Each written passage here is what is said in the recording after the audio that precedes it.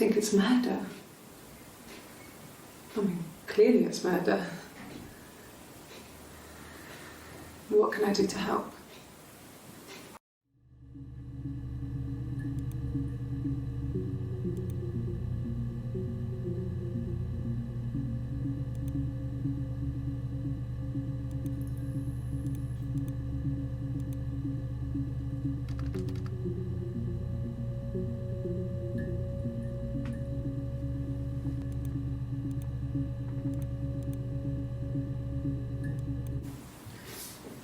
Yeah, that's me. But February, I mean, that was months ago. What's that got to do with Simon's murder?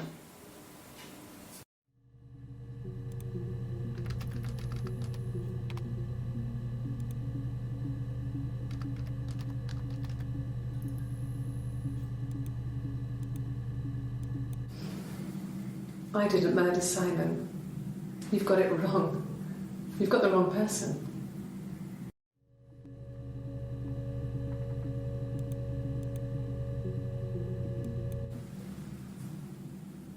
I'd like to speak to a lawyer now.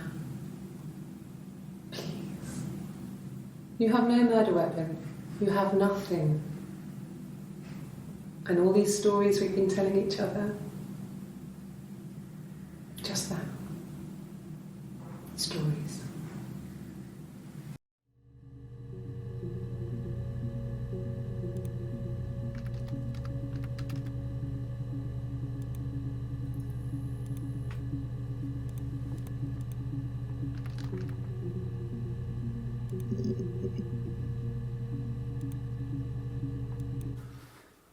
So, it was Friday evening, we had an argument, he left.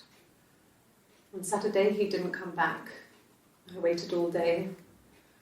He was supposed to go help Eric out with something on the Saturday afternoon, they had a job, but he didn't show. So Eric was ringing on the phone. I checked at the Rock, that's our local. They said they'd seen him on the Friday night but not since. He still wasn't back this morning, it just isn't like him at all. Still not back by dinner time. It's getting dark again. So I decided to come see you.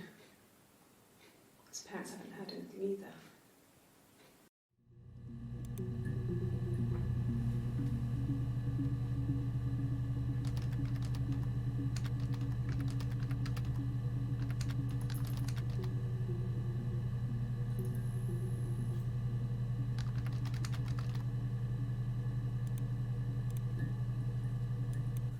Sure, yes, of course, if that would help. Will you phone the house to let me know when you want to come round? Then I can make sure that I'm there.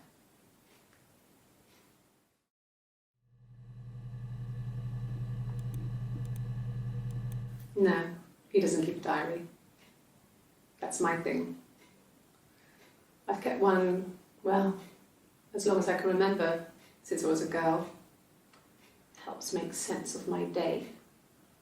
And when you're forced to put something into words, it just gives you perspective. Everyone's on the same page.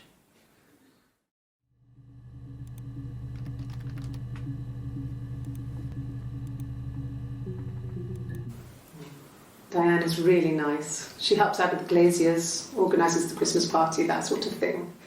They have 2 kids, really sweet kids. She used to look out for me when I worked there.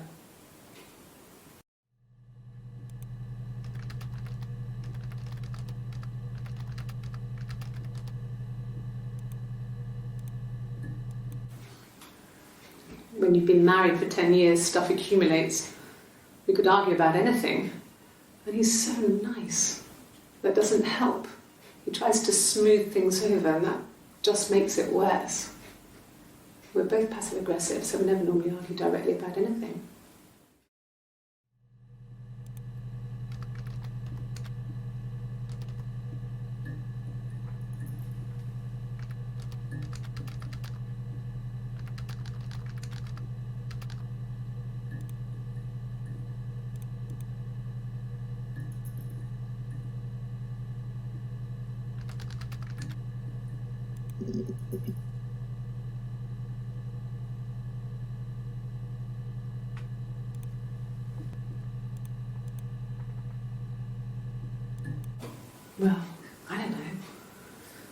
probably had to pop out and get something, that's why I was speeding. And that wouldn't have been noted on my timesheet. But I really can't remember back to February.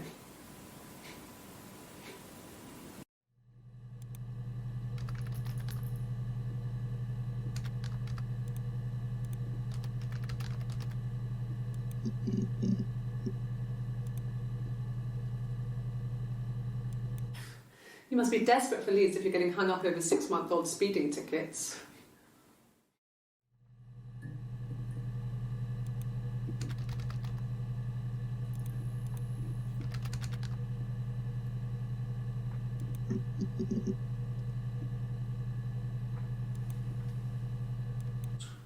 He has a wallet, a huge, silly thing, leather, real leather, I think. He packs it full of stuff, business cards, receipts, lottery tickets. He always carries it in his back pocket. I think that's why he's got a bad back. Offsets the discs. I haven't seen it, so he must have it on him.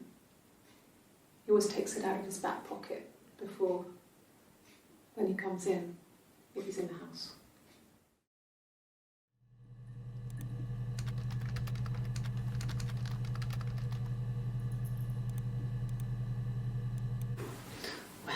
I remember the ticket, of course. I paid it without telling Simon. Didn't want to get told off. And they put points on the licence.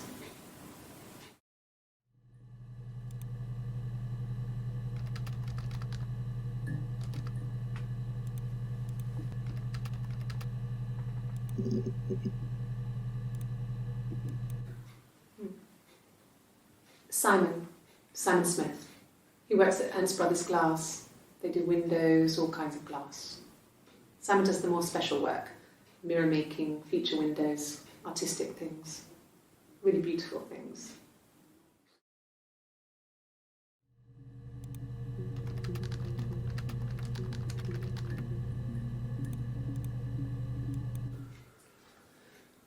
Simon is 6 foot, darkish blonde hair, average build. He's clean shaven. If his beard grows, it goes ginger, so he shaves it. I mean, not that there's anything wrong with ginger hair.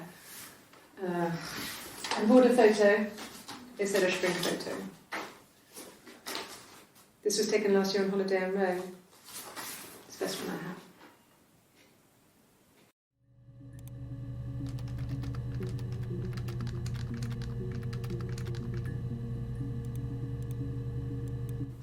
It's the Rockington Arms, the Rock. It's run by a nice couple, Peter and Susan. There's some other regulars there that Simon likes to drink with, and the barmaid they have in sometimes, Helen. Peter said Simon had been in and had a few drinks.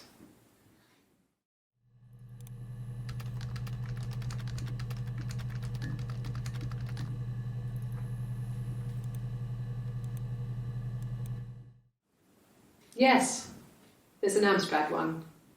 No one uses it for very much. There's a printer so you can write letters on it. Simon sometimes plays games, you know, climb the tower, save the princess, that kind of thing.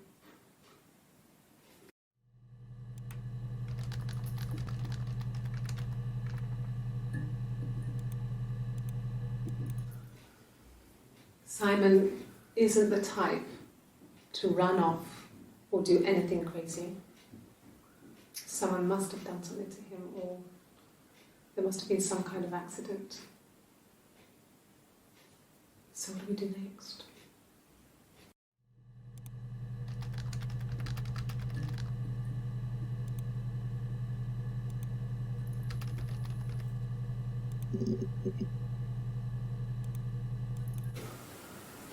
I wasn't in the house all of Friday night. After the argument, after Simon left, I left too. I was upset and I wanted to get away. So I took the car.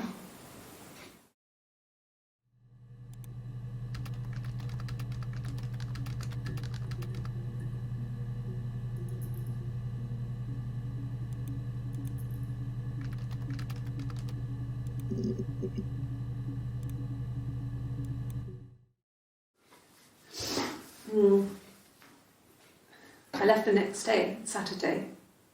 I slept for a few hours in the car. And when I woke up, I came straight back. Simon wasn't returning my calls and I wanted to try and make up. I got back to the house and Simon wasn't there. And I... Excuse me. Is there a bin?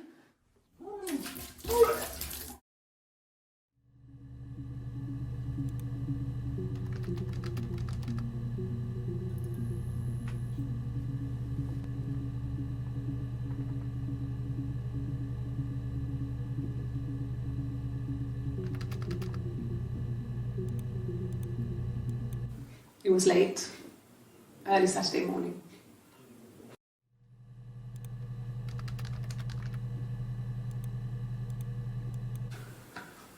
Well, a week or so ago.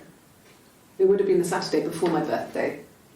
You know, I get like that on the weekends, have a lie-in, then want to get up and blitz the house.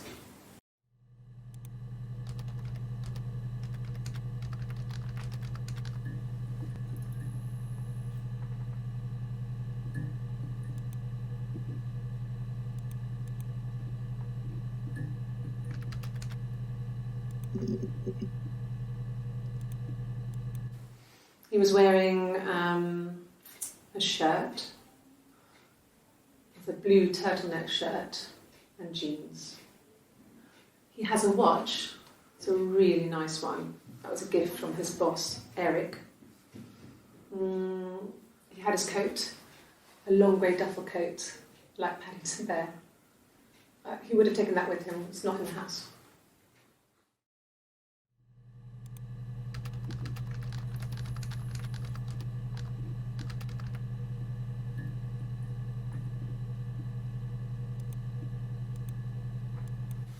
Yes, there's a car that we share, a Cavalier, and a van he uses for work. It's owned by Eric, but we look after it. Both of them are there now, parked on the street. I'm not sure about the keys for the van. I can look for you when I get back.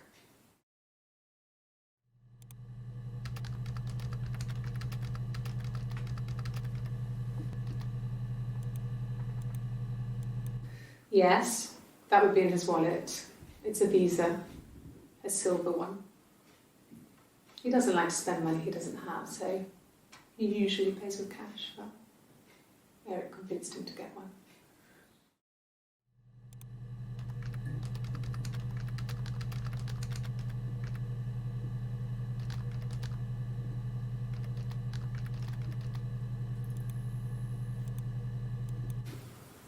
Well, Eric was like an uncle to him.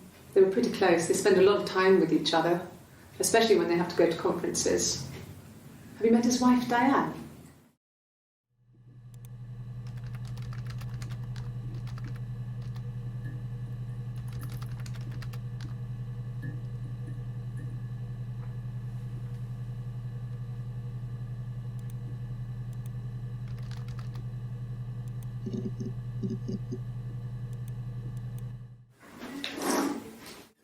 Yeah, that's Simon's watch.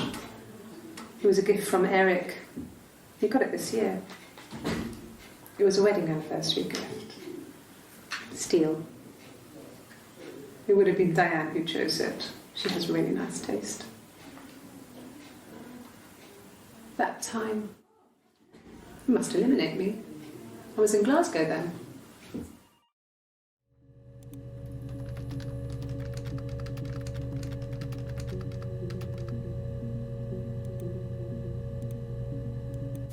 Not really. He would go to the pub. He had his drinking buddies there, but no one ever really came back to the house. Sometimes Eric, his boss, and his wife would come over for dinner. That would be us returning the favour. Diane is a really good cook, into her trendy ingredients.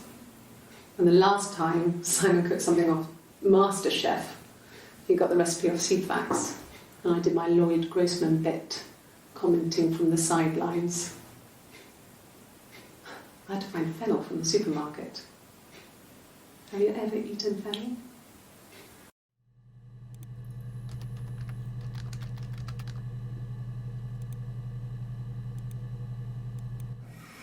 Simon and Eric arguing? No, I can't imagine they'd be arguing.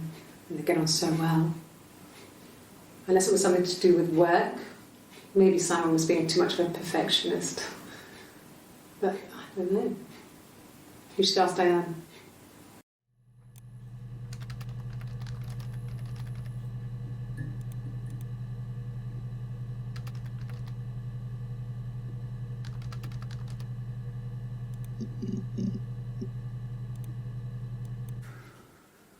We couldn't afford our own place. Simon dropped out of school, went full-time at the Glaziers. That was Eric's generosity. We moved in with his mum and dad. They had a spare room for us and the baby, if it came. It was a nice change, time to myself, living there for those months, full of hope.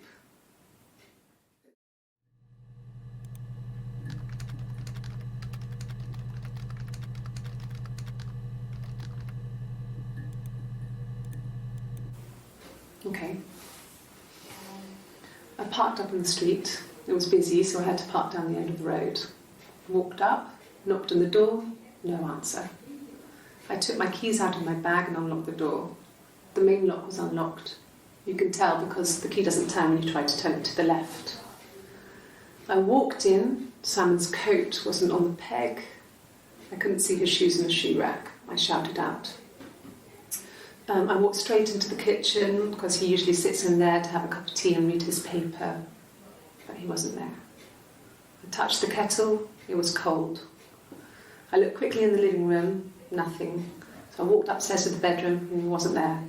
I didn't search for him because it was pretty clear he wasn't there.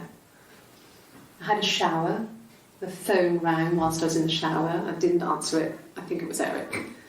Then I was just exhausted.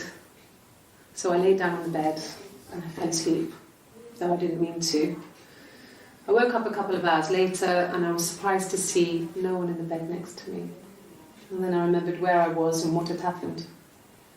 That's when Eric called again. This time I spoke to him. Then I called Doug and Eleanor.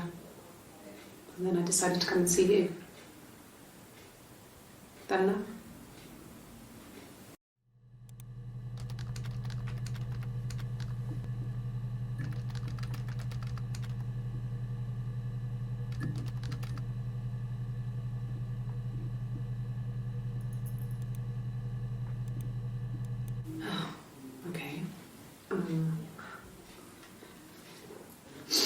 I parked up on the street. It was busy, so I parked down the end of the road. I walked up to the house. I knocked on the door. No answer. I took my keys out of my bag, unlocked the door. The main lock was unlocked. I could tell because the key wouldn't turn when I tried to turn it to the left. I walked in. Simon's coat wasn't on the peg. I couldn't see his shoes on the shoe rack. I shouted out for him. I walked straight into the kitchen. He usually sits in there to have a cup of tea and read his paper. He wasn't there. I touched the kettle. It was cold. I looked quickly into the living room. Nothing. I walked upstairs to the bedroom. He wasn't there. I didn't search for him because it was pretty clear he wasn't there. Then I had a shower. Whilst I was in the shower, the phone rang. I think it was Eric, his boss. I didn't answer it. Then I came out and I was just exhausted. So I lay down on the bed and I fell asleep, but I didn't mean to. I woke up a couple of hours later and I was surprised to see no one in the bed next to me. And then I remembered where I was and what had happened. That's when Eric called again. I spoke to him. Then I called Simon's parents. And then I decided to come and see you. That enough?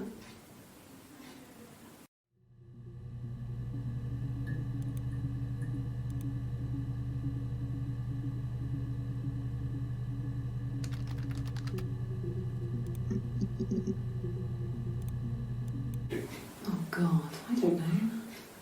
I mean, I guess the Rock. You've spoken to everyone there. Someone must have seen where he went. I don't know. So many things could have gone wrong.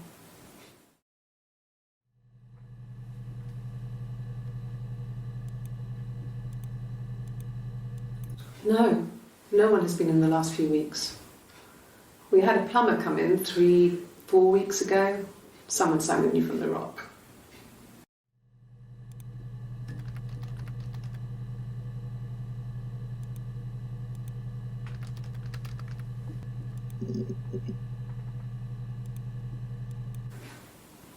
I got pregnant. Both our parents had a big powwow. We weren't even in the room. And they decided we should get married.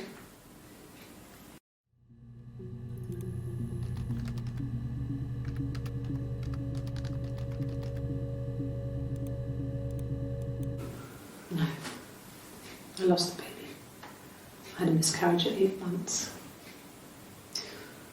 We carried on living at Simon's parents until, well, it was only a few months after.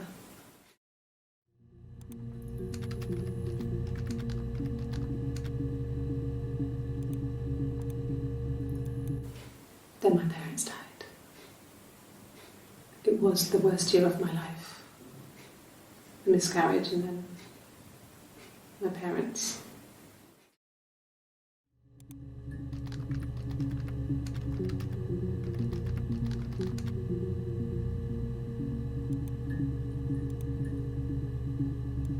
Yes, I inherited it from my parents, so it made sense to move back, me and Simon. Felt like going back to old ways before the pregnancy. Reminded me of being a girl, a dollhouse in the attic, old things. We didn't sleep in my parents' bedroom for a long time. We decorated it as soon as we moved in, but it was another year before we started sleeping there.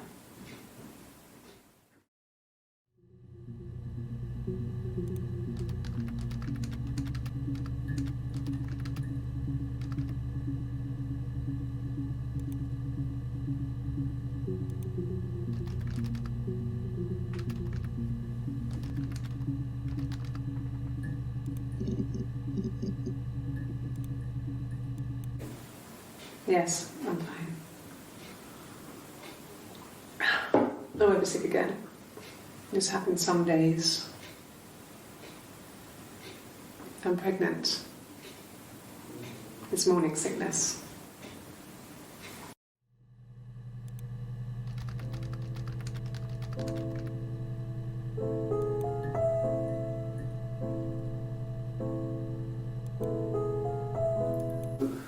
No.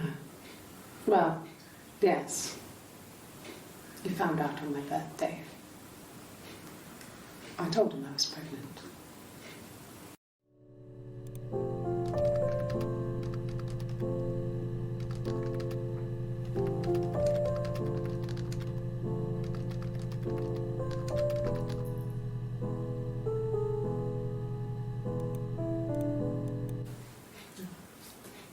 It's Rapunzel. The story starts when she's born. Mother Gothel, a witch, takes Rapunzel from her parents and keeps her locked up in this tower. Rapunzel gets pregnant by the prince, and Mother Gothel is furious, so she cuts off her hair and throws it. Actually, her hair's already short here, so that's already happened. So she throws her into the wilderness, and Rapunzel is reunited with the prince, who's blind. But she kills him with her tears, and so it's a happy ending. Is that too much?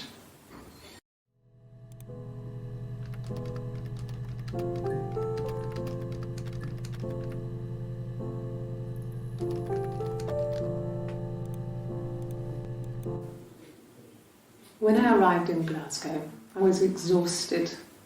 The streets were empty. I was driving badly. And I hit a taxi. Not a big crash, just paintwork. The guy was so pissed off because I didn't have a driving licence on me. But when I told him I was pregnant, he made sure I got to the hospital so they could check me out. It was fine. The hospital must have details when I was looked at. There's a scratch on the car.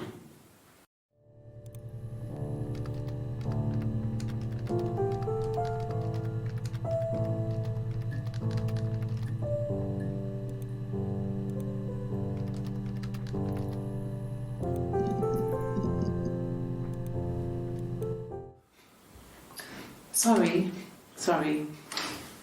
The picture, the way it's drawn, just reminded me of the books we used to read as children. I read those fairy tales over and over, and they were so real to me. Rapunzel was my favourite. My brain is just full of it. Are any of these in colour?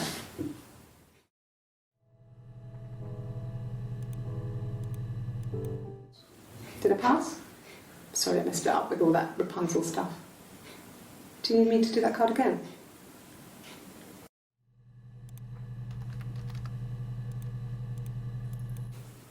Could the hairs have come from somewhere else? I mean, could they... We have a lot of dolls in the attic. There's a Rapunzel doll with long blonde hair. Could they have come from there?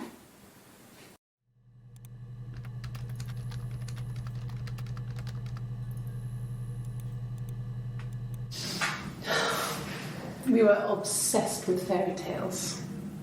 Not just the pretty ones, but the traditional ones. They were dark and real, bizarre and violent.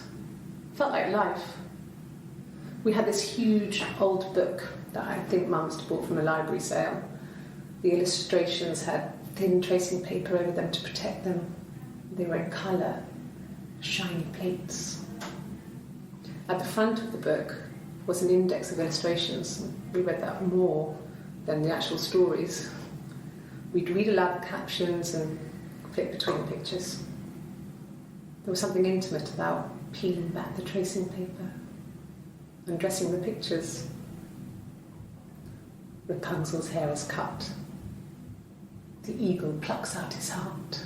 The princess pricks her finger.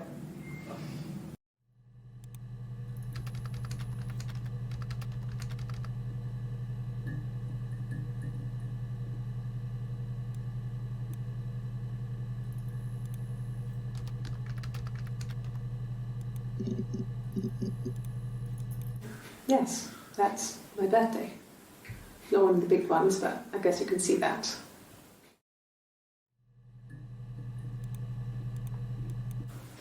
It was my birthday, like you said. We were going to have a meal at home. We had our meal. He gave me his present. I guess I didn't like the present.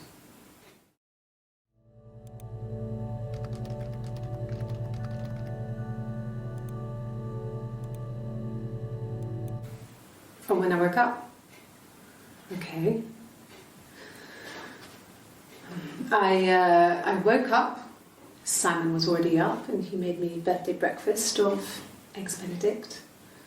We both had to go to work, so we saved presents till later. I got to work, had some birthday cake, children sang me happy birthday. Then I came home. The birthday meal was a takeaway. And Simon gave me his present, which I didn't mind. And after that, we talked about the baby. It turned into a big argument. Simon left. I was furious. I wanted to get as far away as I could and get some space to think. So I left.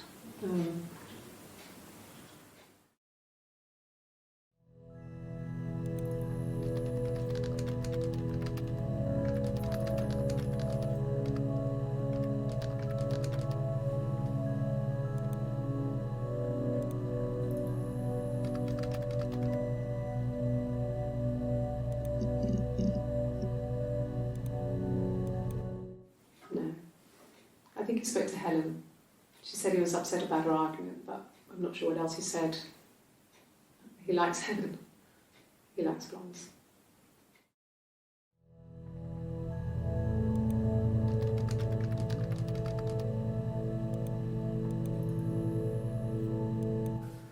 There's married couple stuff.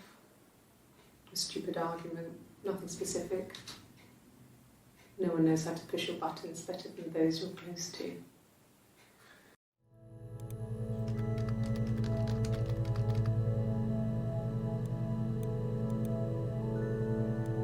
No. I mean, yes, we have arguments, but he never runs off. He always comes back. We make up. It's always that way.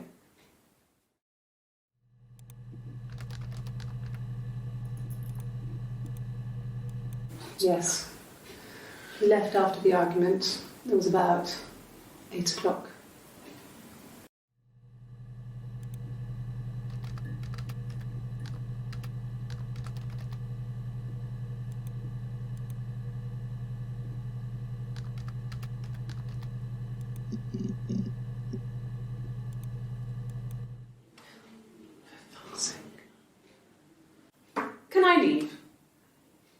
Are you going to arrest me?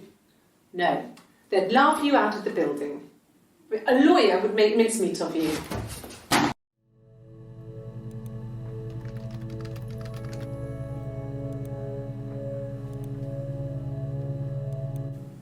Yes, I understand my rights. No, I don't need a lawyer.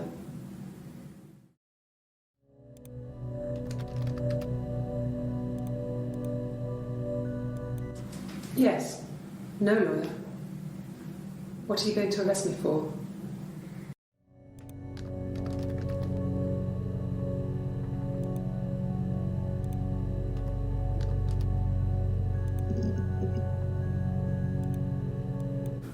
Yeah, when I was at school.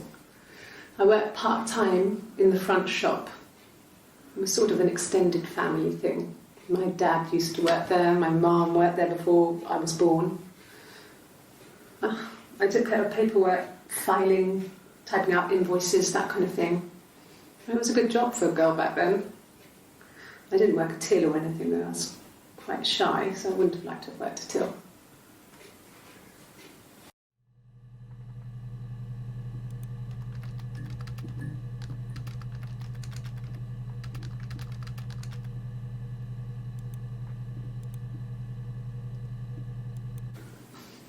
I got a job to contribute, you know. Doug knew someone and I got a job as a dinner lady at the primary school. They said it didn't matter if I could cook or not, just don't poison the kids. So you see, it's always been complicated between me and Simon. It's never just been the two of us, there's always been pressure.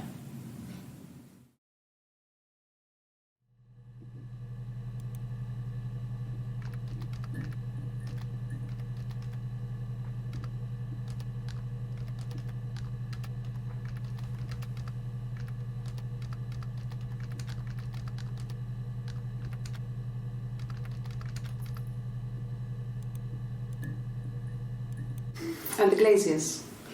I worked there some weekends and Simon had a part-time job there too.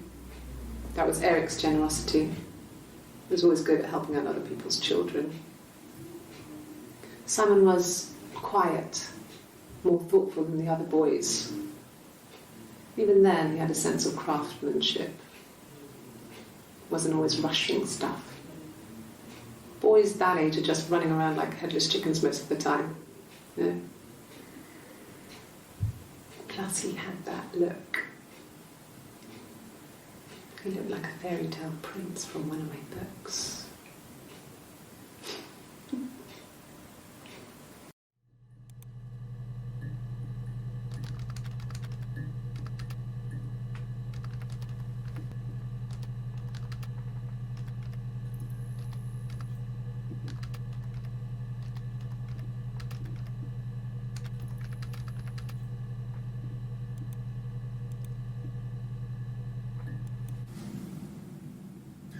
Hannah had a miscarriage. This was late in the pregnancy and it left her infertile. Felt like the universe had corrected its course. We were aligned again.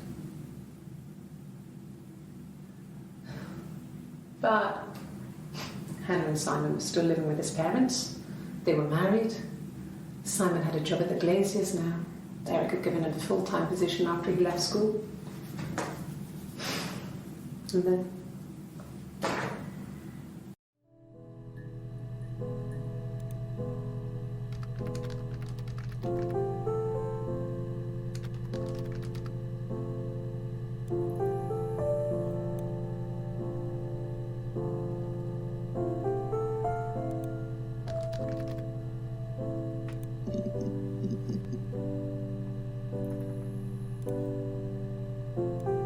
My name is Hannah. H-A-N-N-A-H. It's palindrome. It reads the same backwards as forwards. It doesn't work from Eric though, it's not quite symmetrical, but well, I mean, you get the idea. Sorry. Hannah Smith, I live at 31 Gladstone Street.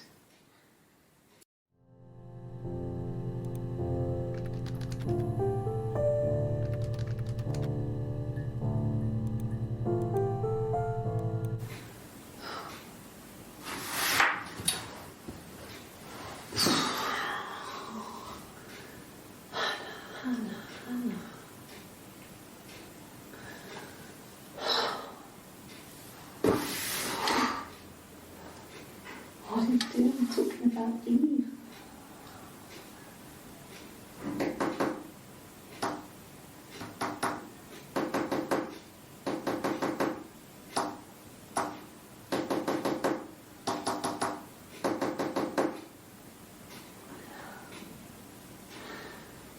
Poor son.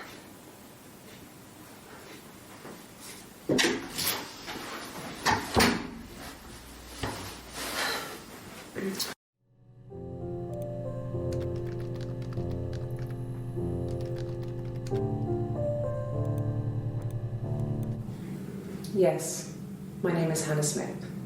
Oh, shit. Sorry.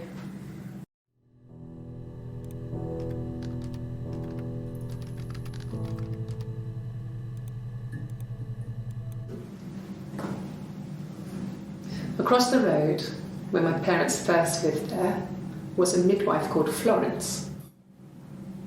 When Hannah was born, I was born at the same time. The midwife was there to help. I'd been throttled by the cord, probably wrapped around my neck by Hannah. The midwife told my mother I was dead. But I wasn't. She wrote all this stuff in a diary. Amazing what people will admit to on paper.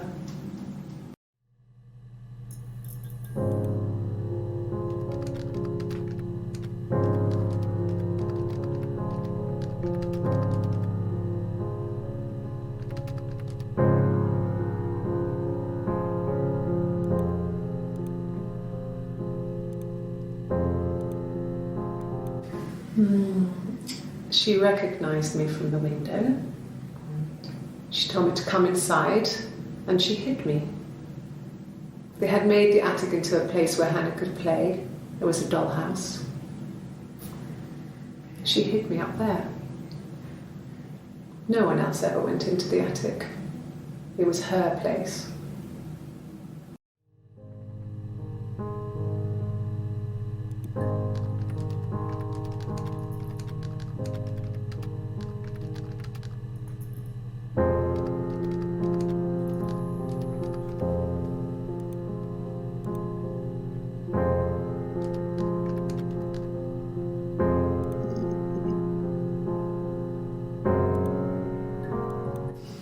Differences?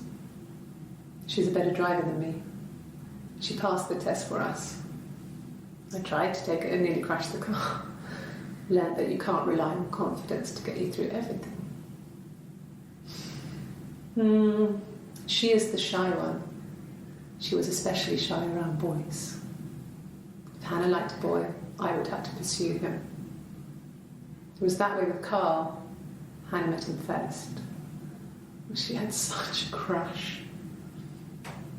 I let him take my virginity after a night that his band had played at.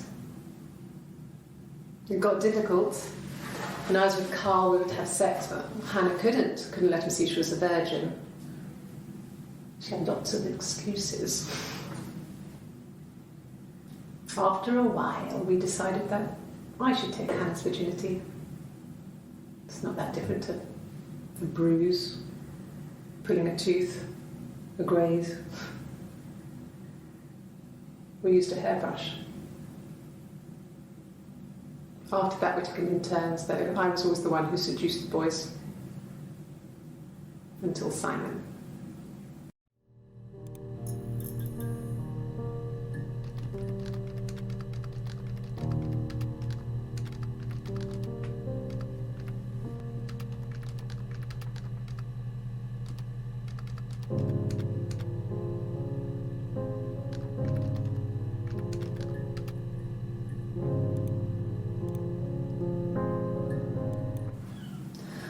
Hannah was so smitten with Simon. She started getting jealous, didn't want to share. Even the first date, we went to see Tom Cruise at the Old Odeon. We both went, kept changing places in the toilet. We only had the one best dress, so we had to keep swapping clothes. Must have thought we had terrible bladder problems. The next date, it was my turn. At the end, I let him kiss me But that was it. We didn't want another Carl on our hands, and the Ouija board had said to hold back. After that, it was Hannah's turn, and she slept with him. Broke the rules. Deliberately broke the rules. She wanted to be the first to sleep with him. I mean, that's when she got pregnant. From that one time.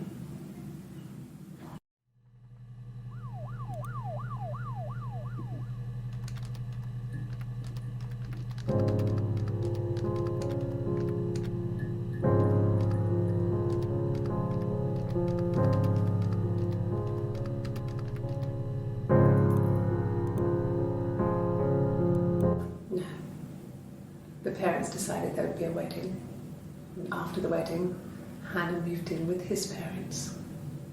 There was no way I could follow, so we were separated again. I stayed in the attic. It was hard. It's like I suddenly didn't exist. I would sneak out, but in case anyone recognised me, I started wearing a wig. Hannah and I would meet up in the park. I was trying to get pregnant, but I couldn't. I mean, I couldn't do it with anyone we knew, so it was sex with strangers, drunk guys I'd met in clubs, parks and alleyways. I was 17.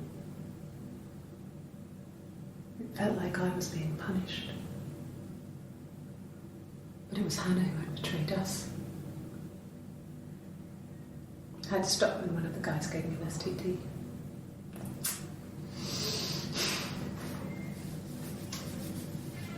When we met up, it was disturbing. For the first time, my reflection, she didn't look like me. She was fatter, flushed. If anything, I was getting skinnier. I found it hard to look sometimes. We talked about what to do. Was it time to become our own people? I mean, that seemed like the right thing to do, but neither of us wanted it.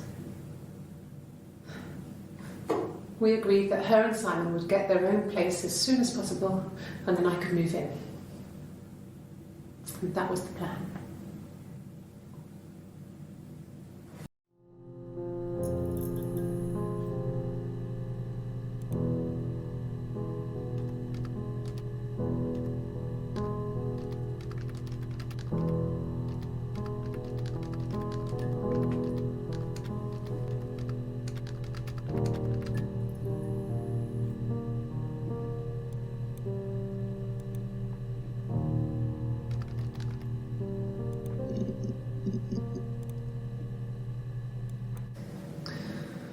Florence was a warm, kind person, but she was broken, I guess.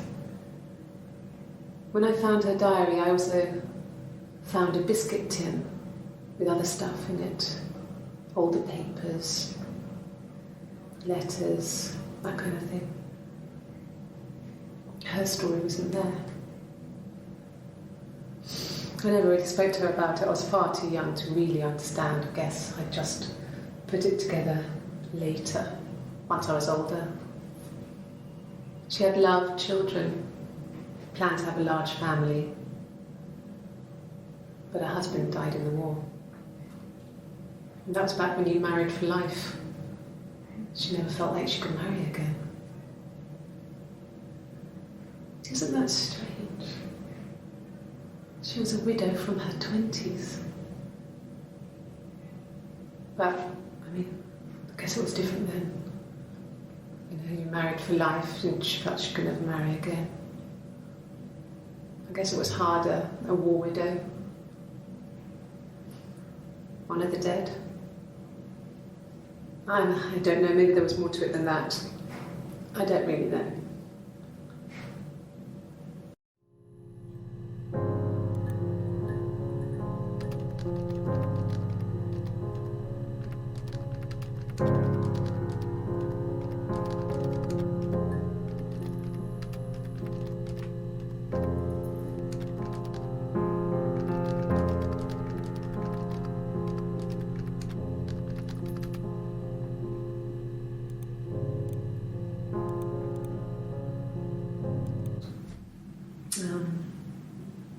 When I was 8, Mother died. She slipped down the stairs. It was an accident. I had read a diary at that point and I knew she wasn't my real mother. So I burned the diary that day and I left. Walked out and across the street.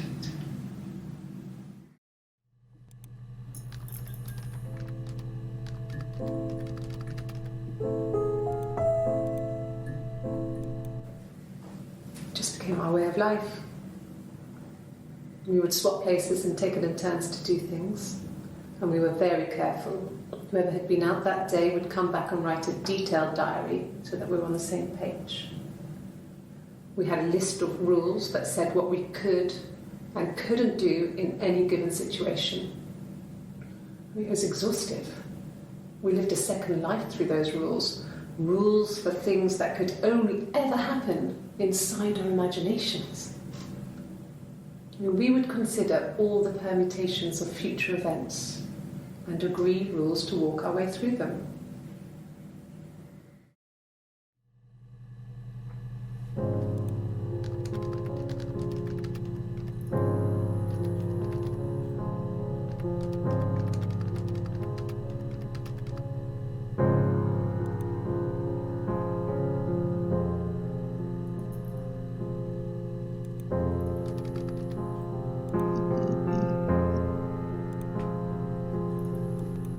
Well, there you go.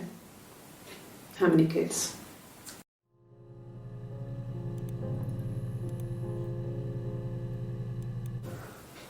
Well, my friend Eve.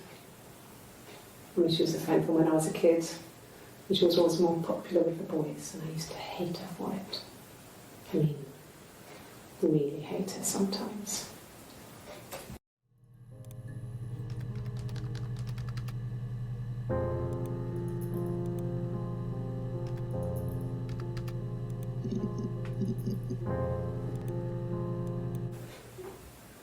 Yes, we'd fight. We fought on the beach once and I held Eve's head underwater. There was no one else around. It was at the far end of the beach and I held her head under and I kept it under. And for a moment, I just wanted to kill her and watch her drown. But that was it. It was just a moment. We made up after. It was a love-hate relationship.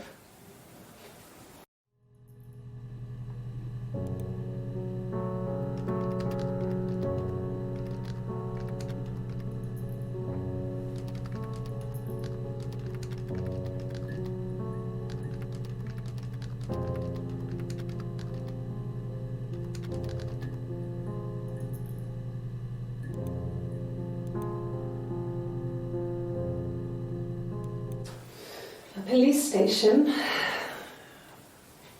Yeah, when I was young, we ran away on my birthday. Bob Dylan was playing in London and we thought we could break into his tour bus and have him take us with him. The taxi driver we paid to drop us off, I mean, we'd saved money, pinched a bit here and there to pay for the fare. He was suspicious because we were so young, so he told the police. So they came and picked us up and took me back to Portsmouth. My mum picked me up from the station. But I blamed everything on my friend Eve. So my parents let me off.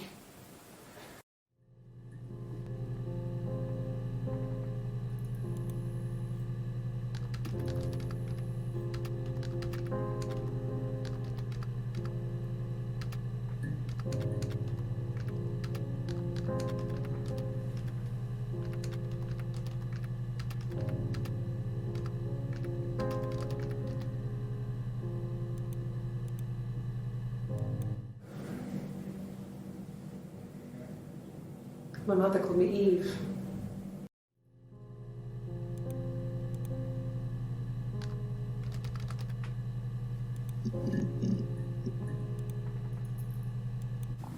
Mum and Dad had never had any reason to notice. They were always busy.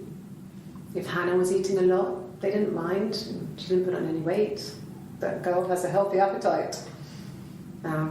If they heard us talking in the attic, they just thought it was Hannah playing one of her games, and that Eve was our imaginary friend. Once, she was already up and dressed and ready to go to school, and I snuck down for a piss. Mum saw me in my underwear. She went mad. "Get dressed this instant!" So I ducked into our bedroom, and seconds later, out came Hannah, dressed and ready. My mum was amazed.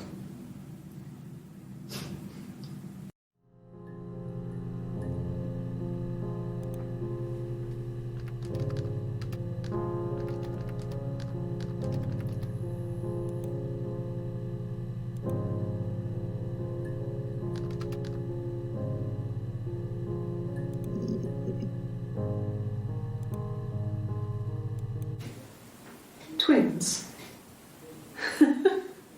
Really? Are you really asking me that question?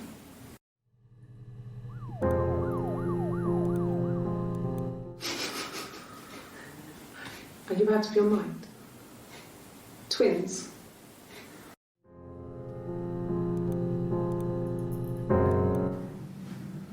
Florence took me home with her. Mother hadn't been expecting twins and had a healthy baby. I guess she was just happy for Florence to clean up, take away the evidence that this was anything but a happy occasion.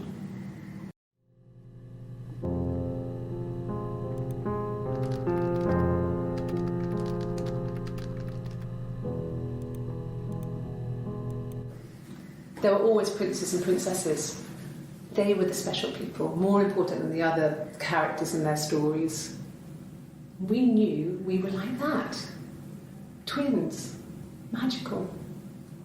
We were the princesses. We had a poster of Princess Diana from the newspaper up in our attic. Had a pride of place. And underneath we used to put all our special things. When her engagement was announced, we were obsessed with everything she did. And later, when her life went so bad, we felt for her. Her divorce last year just kind of drew a line under things.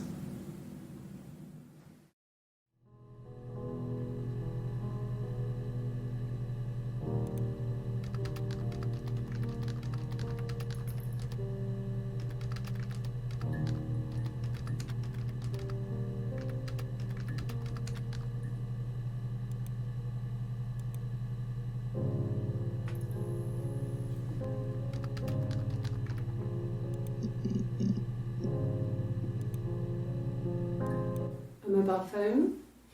Yeah. Well, they have one for the Glaziers, but it's only for work.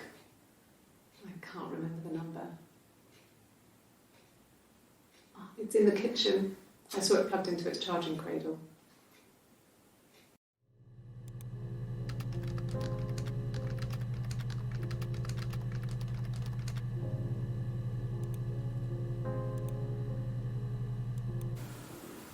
I did. Well, we met when we were 17, both working at the Glaziers.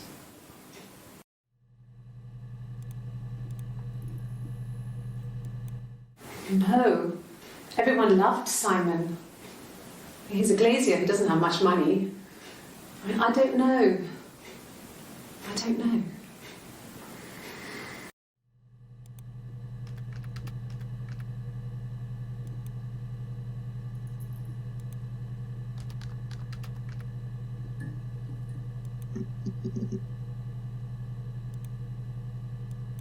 Bruise? Oh, yeah, no, it's nothing. I was going through the top cupboard in my kitchen and the chair slipped and I kind of hit the door with my face. I mean, it hurt like hell.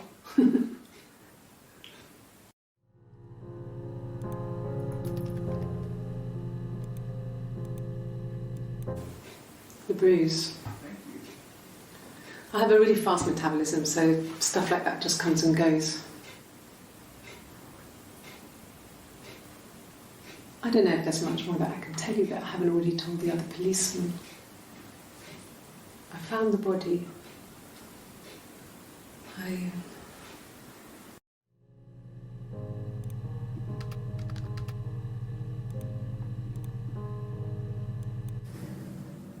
one of us got hurt, the other one would have to be hurt too. A grazed knee, a bruise.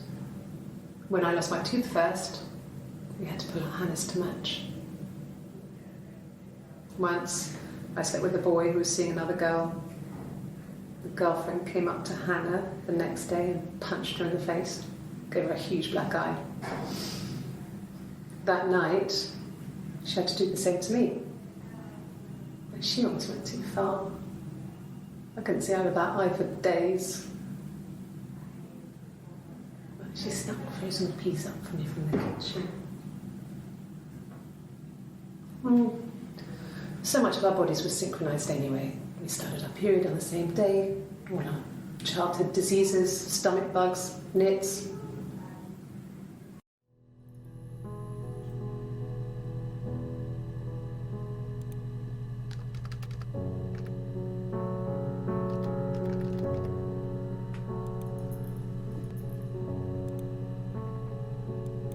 This was about 9.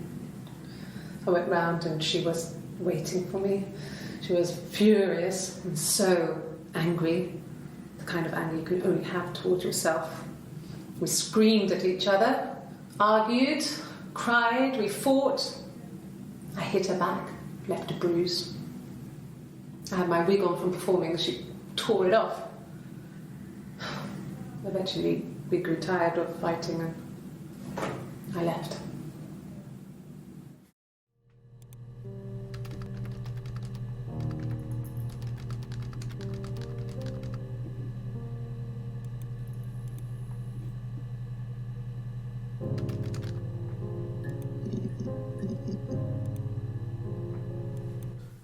No, he doesn't have any tattoos. He has a scar down here near his stomach, past his hip. Cut himself with some glass. That was before, a long time ago. He looks just like the photo. He's not got his glasses on here though. He takes them off for the camera. But he needs them to see properly, you know. He has to read a newspaper or a menu in a restaurant. Not books so much, or watching TV. He likes TV.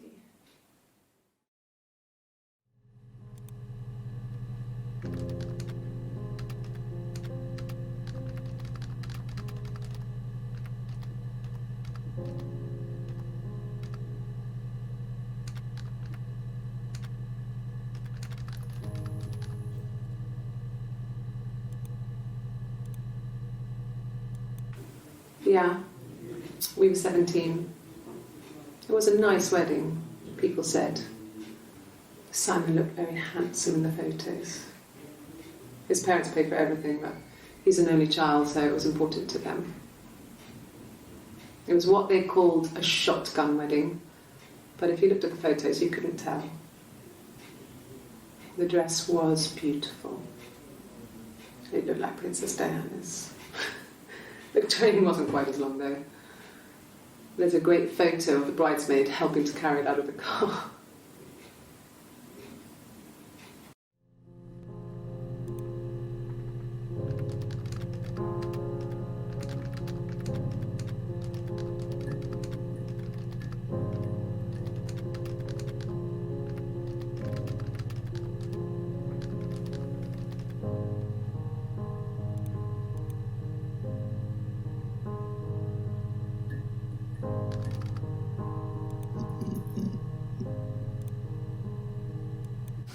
We spent the wedding night in a hotel in Brighton. It would have been too much to do more. We were saving for the baby. It was wonderful to be in a hotel, away from home, just alone together. Since then, we've always tried to get away for our holiday.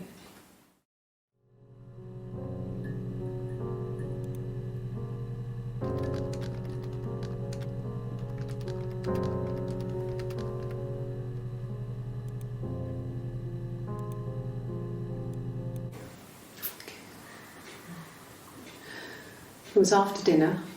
I'd spoken to Sam's parents on the phone. I looked up for an early night and I suddenly had this thought. I think it was something his mum had said. She'd been speaking about old stuff, sad stuff. about when we lived there, about the baby. There's some boxes in the cellar, nursery stuff we never needed, and I never had the heart to throw out. And I suddenly remembered that when I'd looked down there the week before, those boxes, that pile was in the wrong place. I went cold all over. I went down there with a torch and went straight to the back, and that's when I saw the bin bags. Pulled them open, saw the body. I screamed, and that's when I called the police.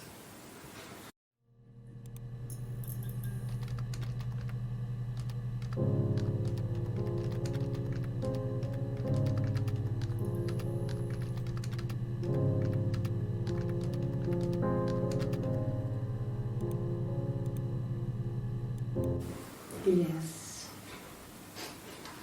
It was a shock to him. I mean, we never thought it was possible. I don't know what he... I mean, I hadn't decided whether to keep the baby. I wasn't really ready to talk to him about it.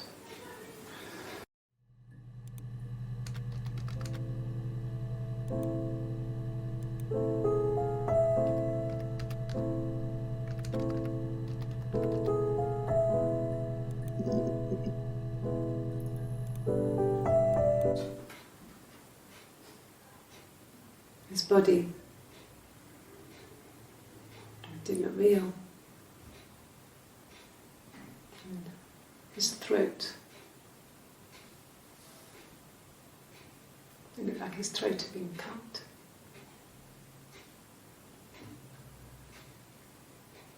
And I didn't see his glasses. He has these thick glasses.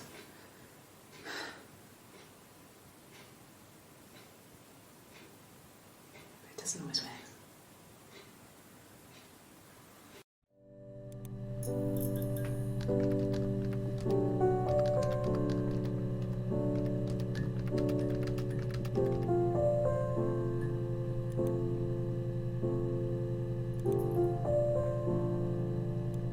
Really? Okay. Here's the rest. Oh, they laid a body on the dock to dry. Fiddler with a fiddle came walking by, all the dreadful wind and rain. And he made a fiddle bow of her long hair, all the wind and the rain. Yes, he made a fiddle bow of her long blonde hair, all the dreadful wind and rain. And he made fiddle pegs of her finger bows, all the wind and the rain. Yes, he made fiddle pegs from her finger bones, all the dreadful wind and rain.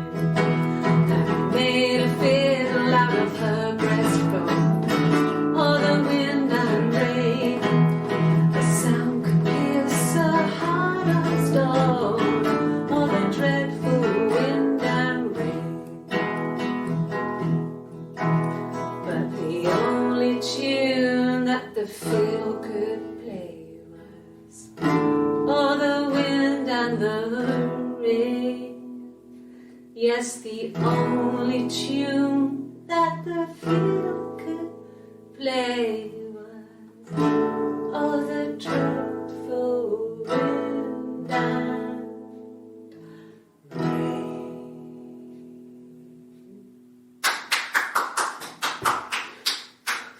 Anything you sing may be used as evidence against you.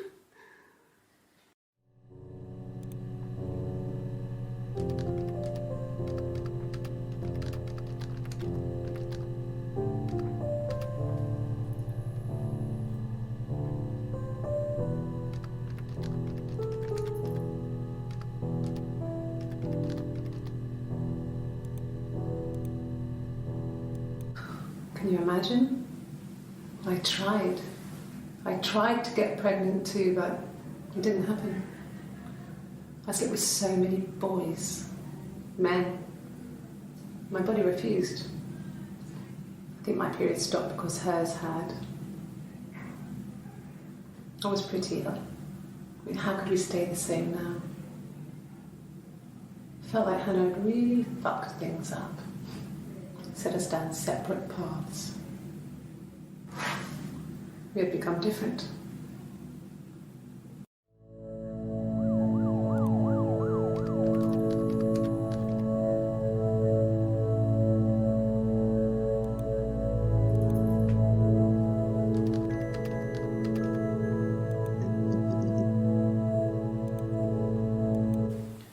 He wasn't present so much. It was one of those arguments that had been simmering for a while. The present was a mirror, a nice mirror. He'd engraved the glass, the kind of mirror a princess would have in a story. He made it specially for me.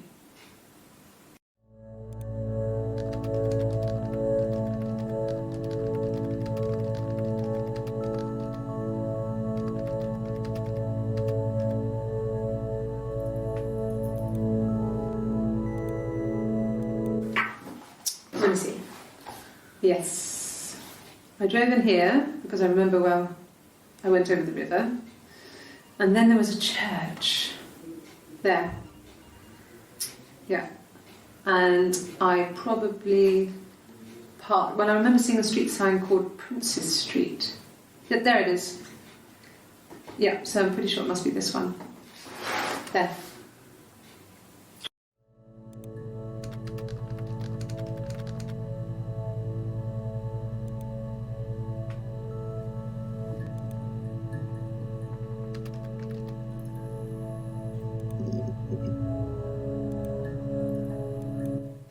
What did your wife do? She didn't kill you. You think I killed Simon because he was having an affair? Well, I didn't kill him. I wasn't even there. I was in Glasgow worrying about whether my baby was still growing inside me. I mean, why would I kill Simon? I loved him.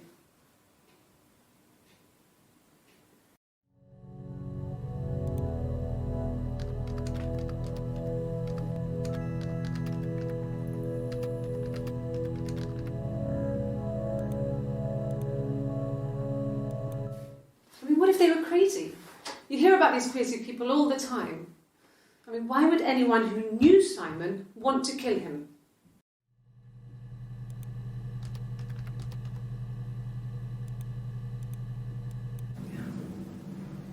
I'm not sure where the dollhouse came from. I don't know if it was given to them or they inherited it. I mean, they wouldn't have had the money to buy it. It was so huge. It must have been taken up to the attic in parts and then reassembled up there. It's a beautiful thing. Wallpaper to scale, little furniture, the lights work, mirrors, beds, big duvets and pillows. We spent hours and hours playing in it, invented all these characters and families who lived there. We wrote paperwork for them all. Passports, diaries, gave them all really elaborate stories. Once, a moth got trapped in there. We'd left a light on. It was making the most horrendous noise. We tried to kill it, but it was tough. We ended up crushing it under a copy of the Arabian Nights.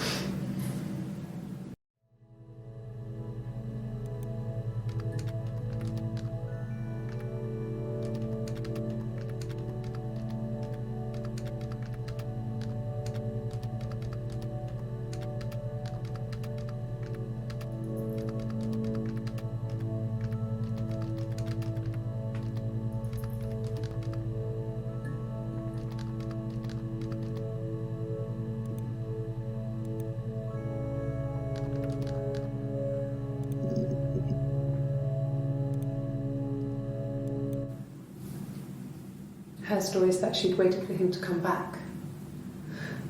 She put on my wig, some of my clothes, pretended to be me. They talked. She'd enjoyed being me. He said he wanted to be with me. Then he took out a present, another mirror, just like the one he'd given her earlier. That unique present. She went crazy, smashed the mirror. They argued, screamed. He hit her. So she grabbed a piece of the mirror and just swung it round. She cut his throat clean open. She'd only meant to scare him off.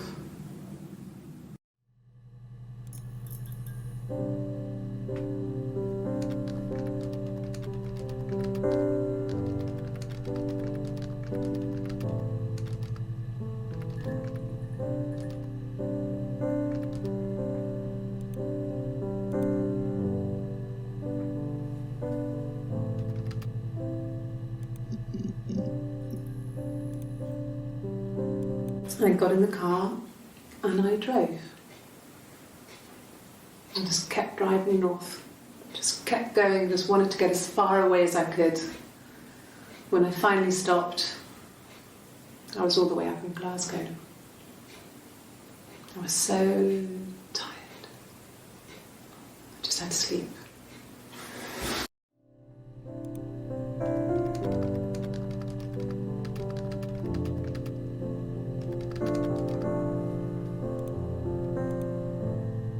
Yeah, I pulled over and slept in the car. This was just by the side of the road. I was exhausted.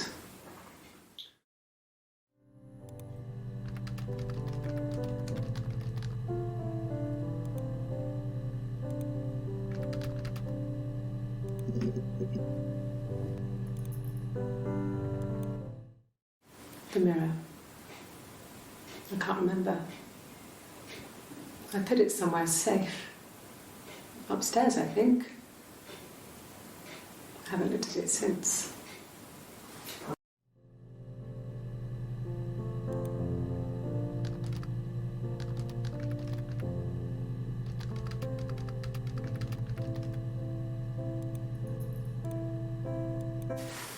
Silverleaf? No. He normally silvers them properly. This mirror, it's supposed to look antique. The reflection isn't as good. It's the perfect mirror for someone who doesn't like to look at their own reflection.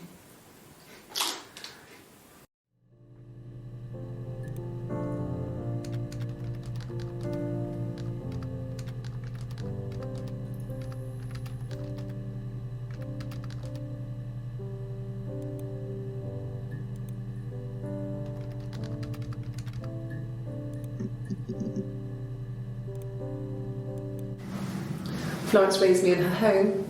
I never left it. She kept me out of sight. It wasn't odd for people to see a midwife with a baby, carrying in supplies, washing nappies, that sort of thing. I never knew any different. I grew up looking out of my window and seeing her across the road. I thought it was like a reflection in the mirror.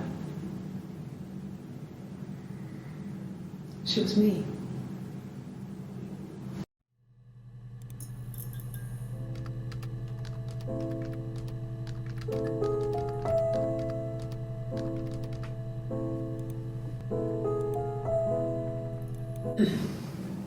Yes. The first time we saw each other, it was strange. We both realised at the same moment, I think. We must have seen each other before, but there was this instant when we first realised it wasn't a reflection. The reflection was staring back. I think I was 5. It was my birthday. My reflection was wearing a party hat and waving. I knew what party hats were from books. And it suddenly occurred to me, today must be my birthday. I waved back and we just spent ages waving at each other and copying each other's movements.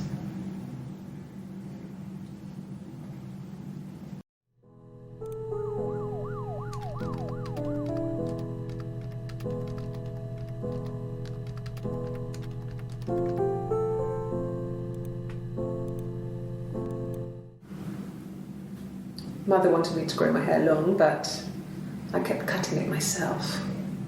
I wanted to look like my reflection. She always had short hair when she was little. Mother would hide the scissors, but I would find a way. Cut it with a bread knife, something like that. My reflection would always leave her house and go on adventures, but I never could. Mother taught me at home, and I had books and TV. Oh, TV was magical, but it was only on when it wanted to be, so I spent a lot of time reading books.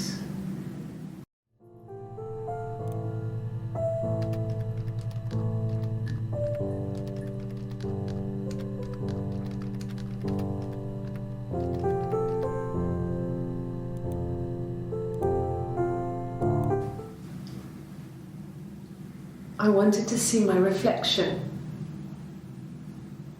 I thought that if I touched her, something would happen. We would become one.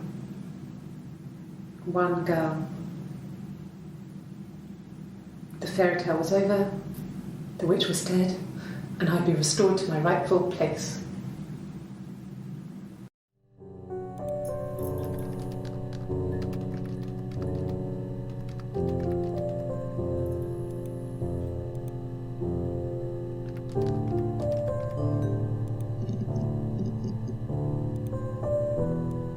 Yes. I got to Glasgow, I was exhausted, so I pulled over and slept in the car.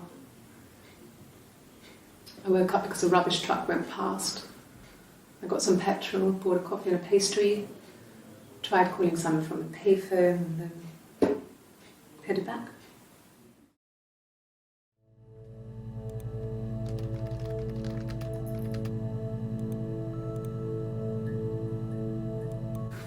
No, I don't think so.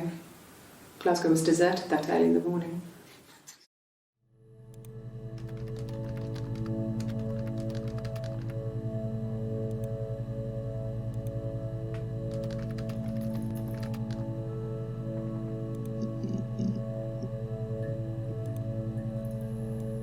Yeah. They'd gone to bed feeling ill, thinking it was flu or something. The neighbour called me, I had to use my key to let them in. We found them dead in their bed. And they'd been there for days. No one had noticed. Just awful. It was so soon after my miscarriage. The worst year of my life. I'd been so happy to get married, and after that it was just like, fuck.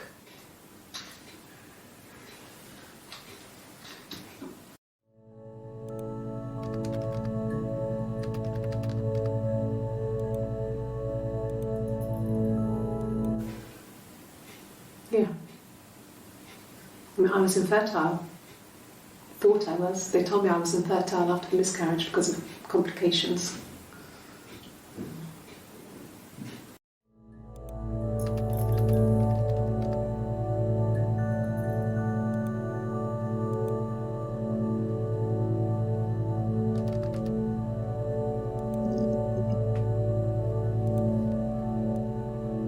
Yes. I speak with Eleanor at least once a day. Not that there's anything much to say. It's more just...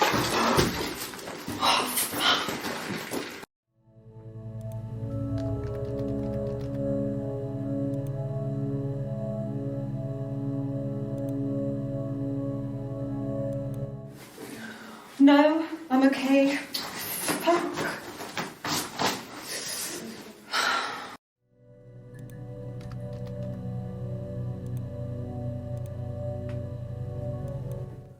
Are you arresting me? No. Fuck off. Open this door.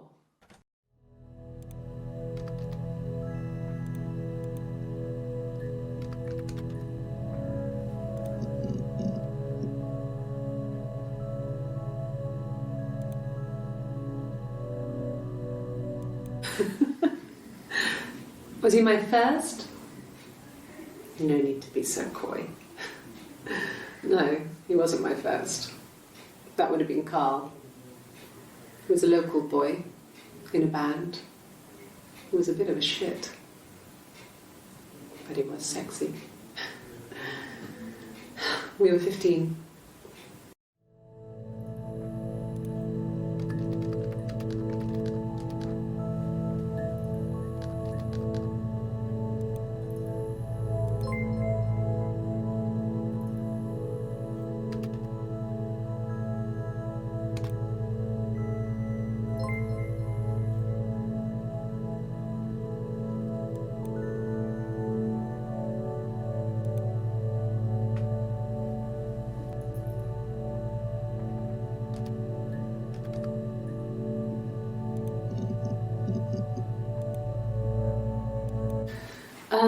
Could I have a cup of tea?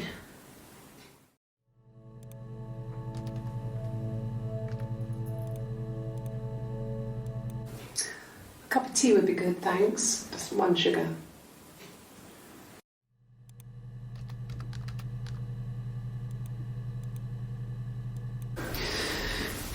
Maybe a fresh cup of tea?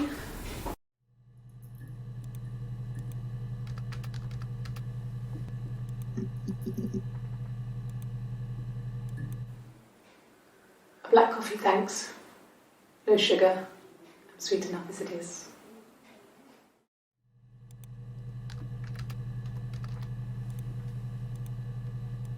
Just the 1 sugar. Thanks. Is that kind of recording?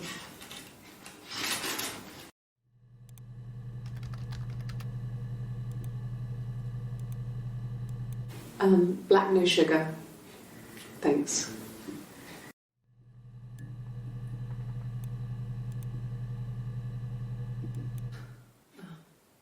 Coffee, I guess.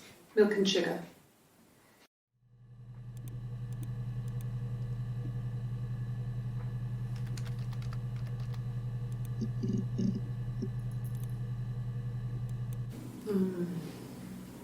About 8 years back. It was a present to myself. I shouldn't even be drinking coffee with the baby. It's been hard trying to give it up. I think they say you can have 1 cup.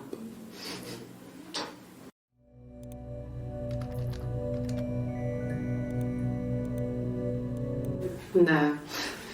I've had enough coffee for today, thanks. Glass of water.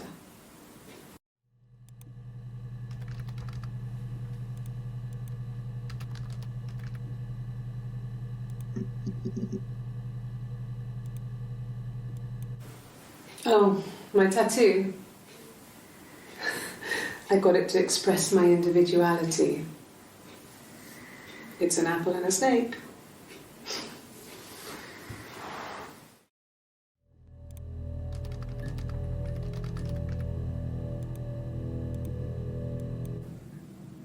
So I moved out. Got a small bed sit.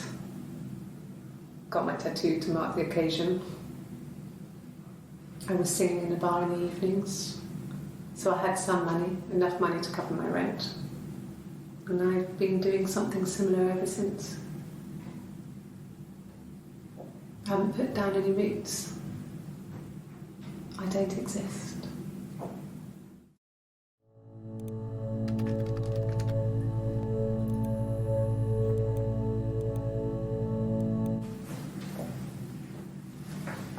He saw me singing one of my shows, pure chance. Not sure I remember what he was even doing there. Afterwards, I had a drink at the bar and he came over and we got talking. I knew who he was. Obviously I knew who he was, but he didn't know who I was. He was fascinated by the likeness. He guessed my name from my tattoo. Told me it was a palindrome, like that would impress me. I enjoyed talking to him. It was amazing to be able to sit and interact and talk to him after all this time. He didn't tell me he was married. I'm not sure what he was thinking. He later told me it was like he was dreaming, a waking dream.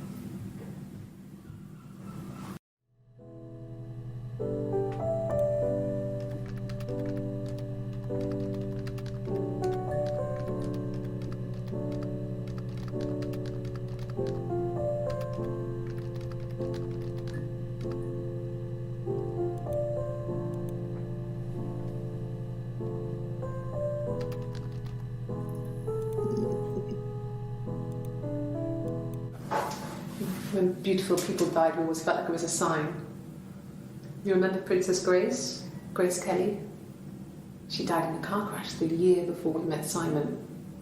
We used a Ouija board to speak to her, and that gave us the power to find him. That's what we thought then. That people who died tragically leave some kind of magic behind. We used to share dreams. We used to wake up and write them down in our diaries immediately and compare them.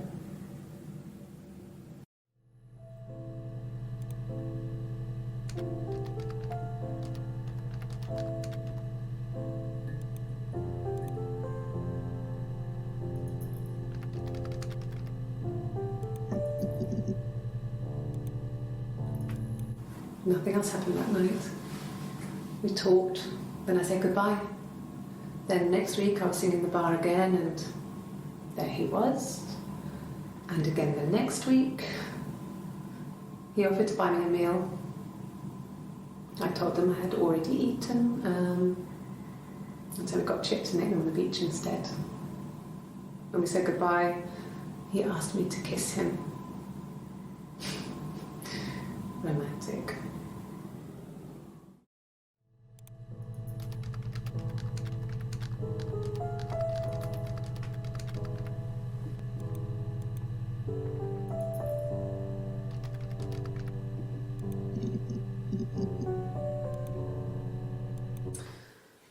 This other person doesn't exist.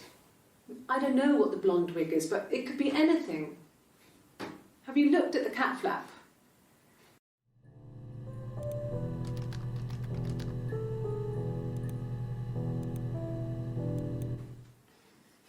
You want me to play something?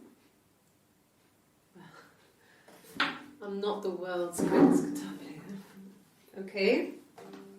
Probably needs tuning. No, it's okay. How about a traditional ballad? Should be right up your street.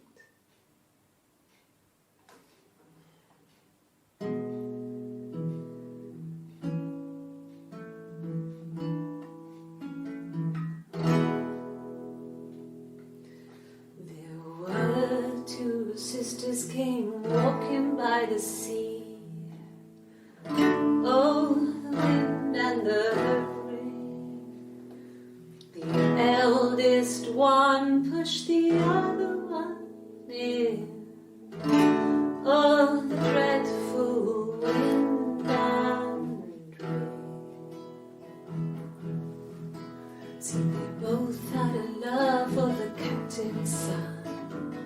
Oh, the wind and the rain, but he only cared for the youngest one. Oh, the dreadful wind and rain. Oh, the eldest envied her sister fair. Oh, the wind and the rain, with a pretty little face and her long blonde hair. Oh, the dreadful wind and rain. She pushed her in and held her down. Oh, the wind and the rain watched her as she slowly drowned. Oh, the dreadful wind and rain. Oh, she floated up and she floated down. Oh, the wind and the rain floated till a ship came by. Oh, the dreadful wind.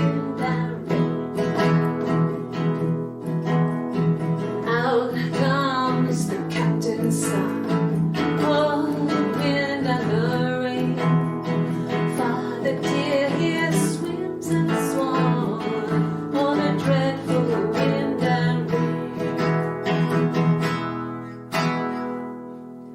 gets really weird, so I think that's a good place to stop.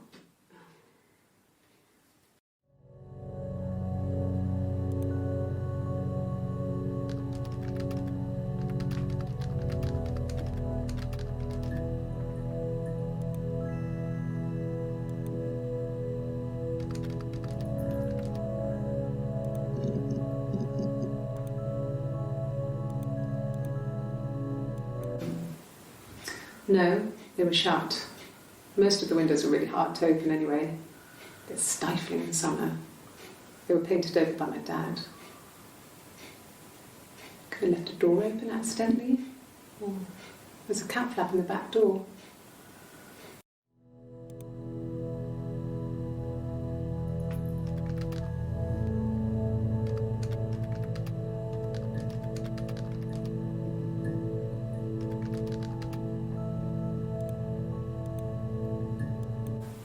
No cat.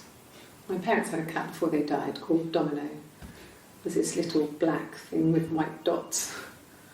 And we never did anything about the cat flap, but if you were thin, you could maybe squeeze through it.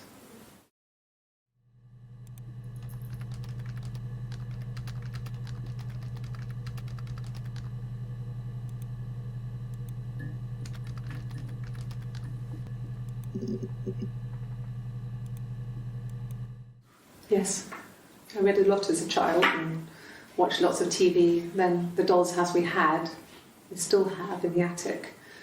It's kind of a fairy castle. We used to play out there and make up our own stories.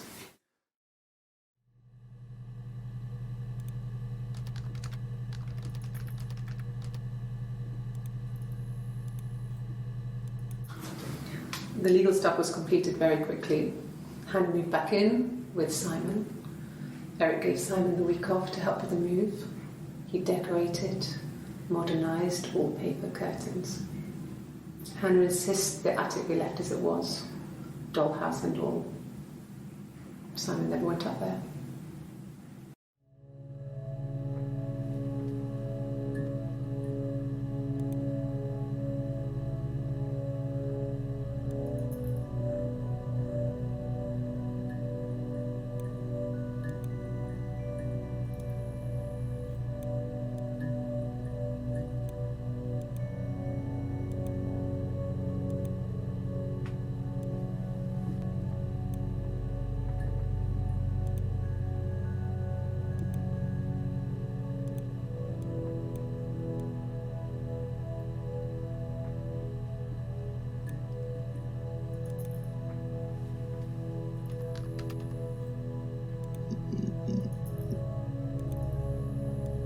Yeah, I've been round to Doug and Eleanor's and they're very worried. I feel sorry for them.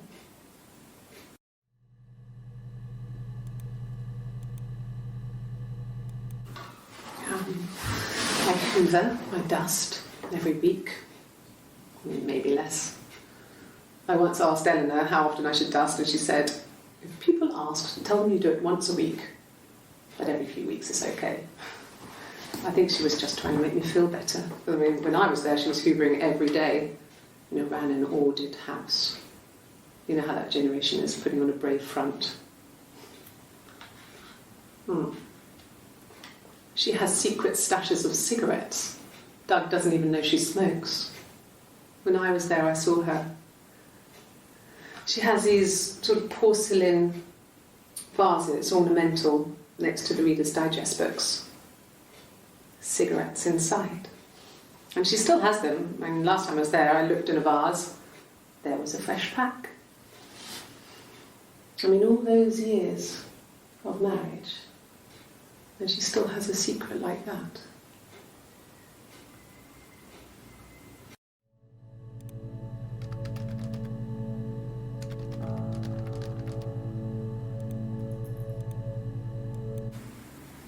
Yeah. 1984. Was an awful year in the end. We were living at Doug and Eleanor's. I lost the baby at the end of spring and my parents died in the summer. It was a hot summer, a heat wave. So when they discovered the bodies, it was just awful.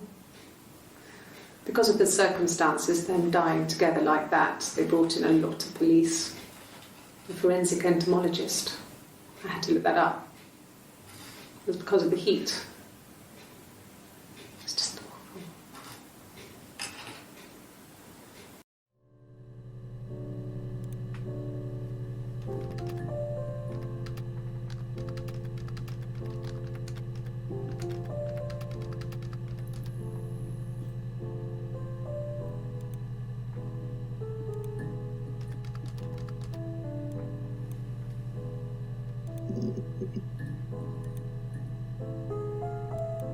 It was supposed to be a secret.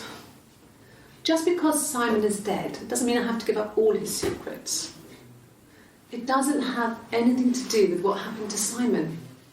No one murdered my husband because he cheated his expenses for a romantic weekend in Oxford.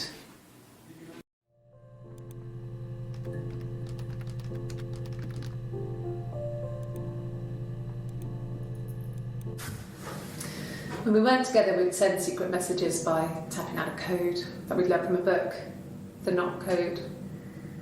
Something prisoners of war would use. We'd tap them out on radiator pipes or the attic floor.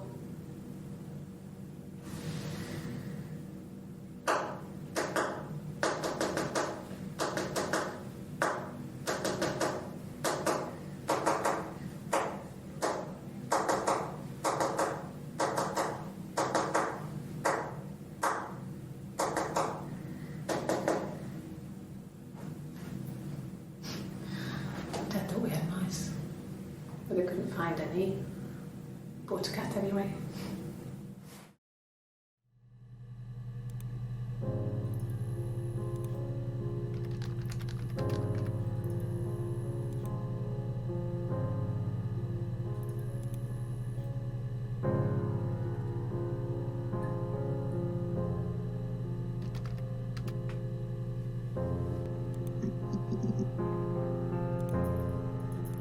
No, I was 15, Carl was older, 17 I think.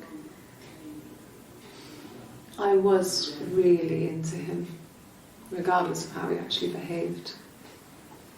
Lots of drunken teenage sex. We did it in a church once. It's stupid. So he got tired of us and we split up after about 6 months. It was sad, but those early experiences, they help you realise who's really important to you, you know? Family.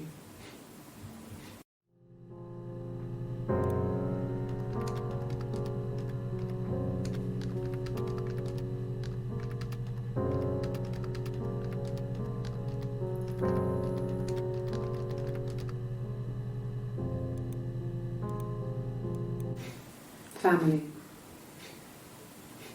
So, Carl fucked off, and then there were other boys here and there, and then Simon.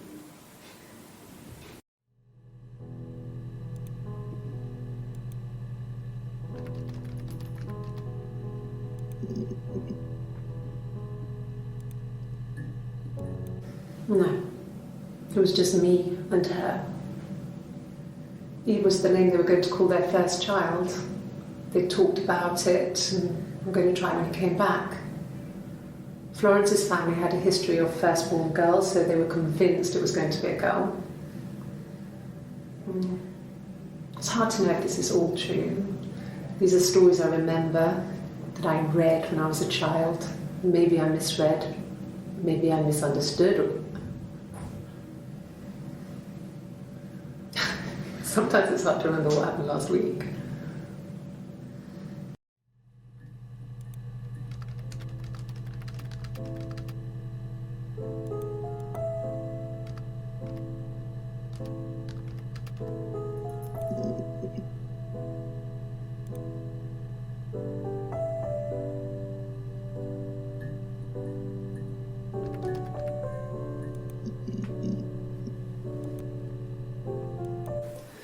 No, he was as shy as me. I asked a friend to ask him out for me. We had our first date at the Odeon in North End. We went to see Risky Business. I had on my one best dress. Simon paid. He bought me a whisper, and I was worried about getting chocolate on my teeth.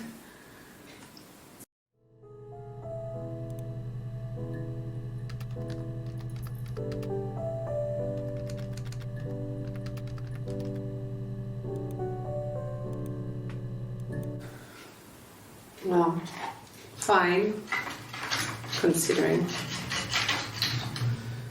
I got back into the house today, and that was weird, knowing your people have been there through my things. It's like I've been burgled. I mean, worse, obviously. I don't know.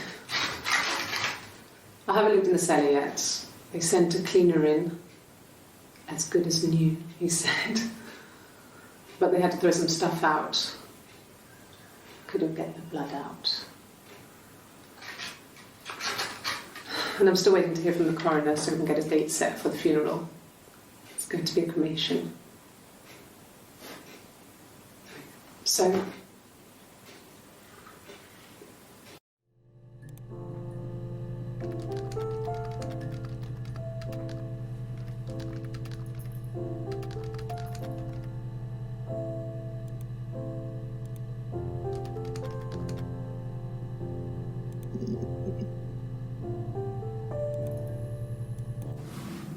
yes, it was a cremation for the best. We both wore black and had veils, so it was easy. And after the funeral, everyone came back to the house. Hannah served up sandwiches, and I stayed out of sight.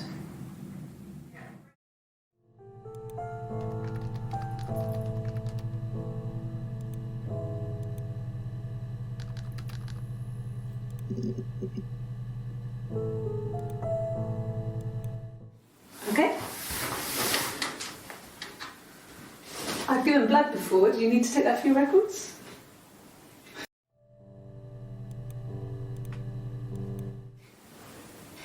Nothing like this has ever happened to me before.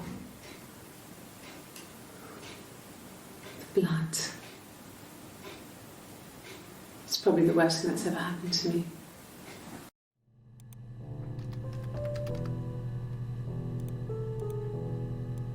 Like I said before, it was 3, something like that. I walked in, saw Simon. He was on the floor of the living room. His throat had been cut. There was a lot of blood.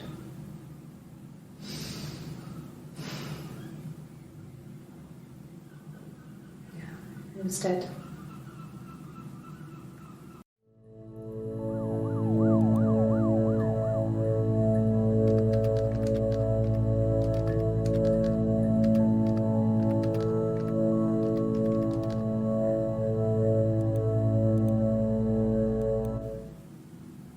She was sat behind him. She had my wig on. And she'd been there all day.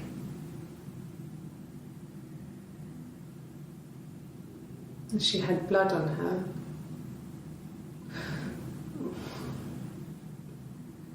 And she was in shock.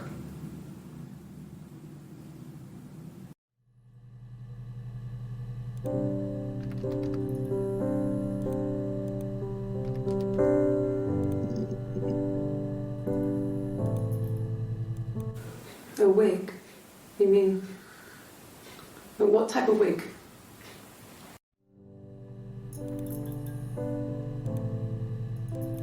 No, I've never worn a wig. What kind of wig?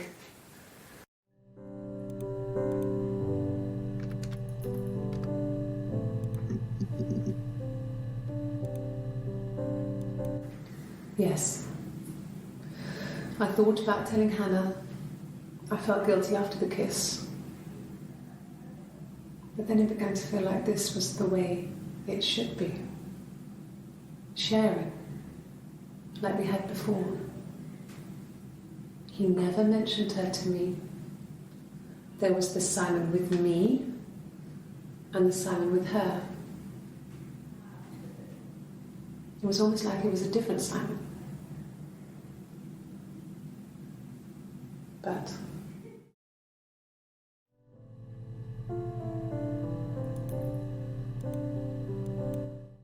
after the kiss, the next time, he took me back to the house, to our parents' house, to their house. So, it was definitely him. I sometimes think he wanted to get caught to prove to himself that we were different people. He told me about his marriage, told me how his wife was completely different to me. I almost burst out laughing.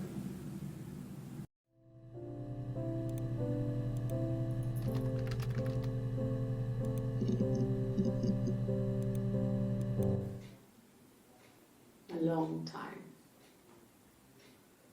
We got married when I was 17.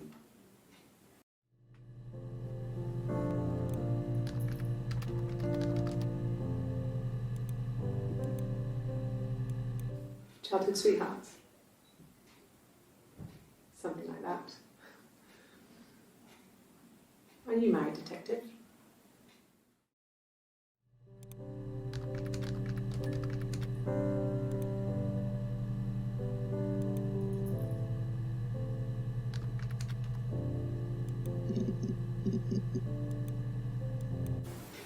It's all that matters, really. The baby. Simon's dead, but the baby, that's how he will live on. Our baby.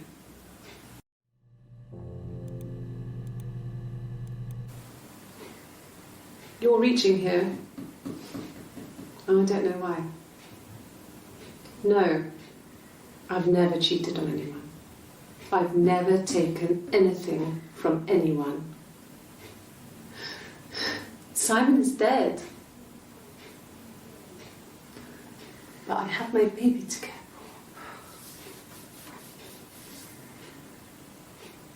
for. Why are you trying to make me sad? Why are you so obsessed with sex and affairs? You cheated on your wife.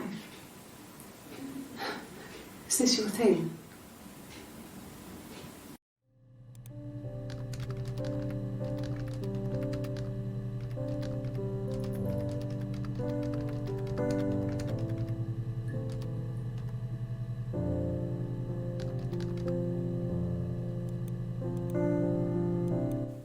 Rehearsed?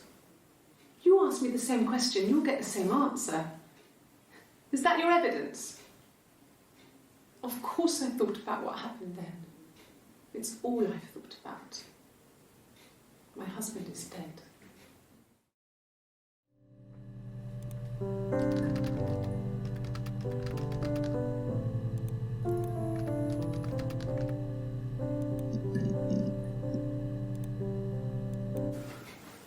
I guess you could call it that, but we were both happy to get married. It was a beautiful wedding.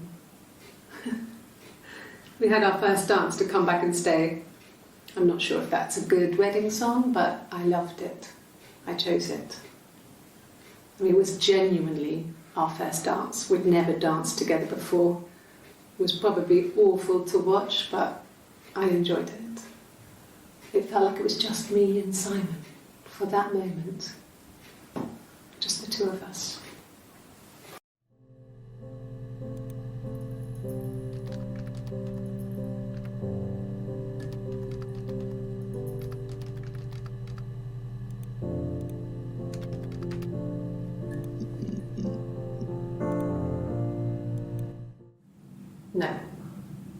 No, he wasn't wearing his wedding ring.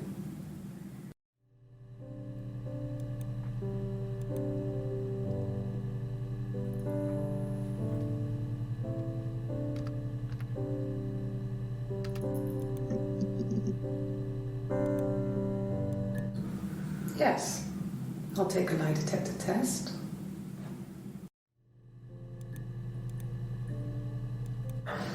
I've never taken taken a lie detector test before. Does it really work?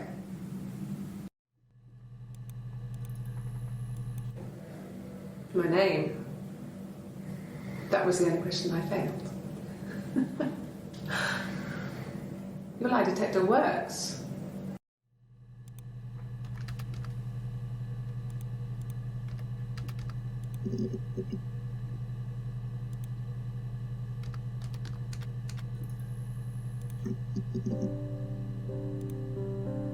Yes.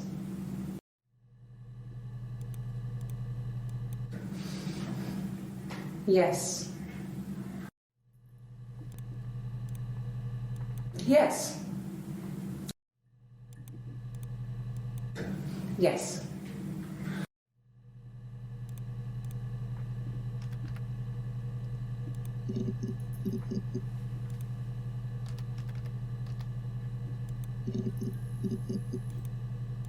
No. No. No. No.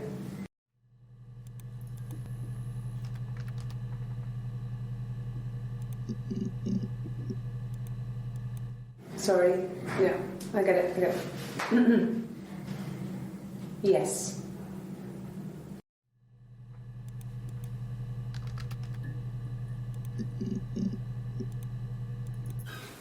I would have been a good mother. I was young, but I would have been a good mother. She was a girl, by the way, the baby. We were going to call her Sarah. Simon wanted to call her Ava after his nana, but I didn't want her to have a symmetrical name.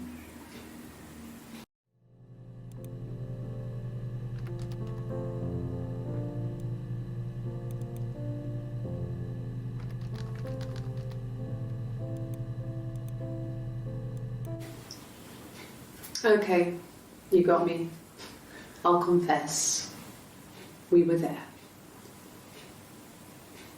It was a dirty weekend. Simon was going to expense it, pretend it was a business trip. I used a made-up name. We stayed at the hotel, had room service, didn't leave the room, had a great view of the river, and you could hear the church bells. Like you said, it was very romantic.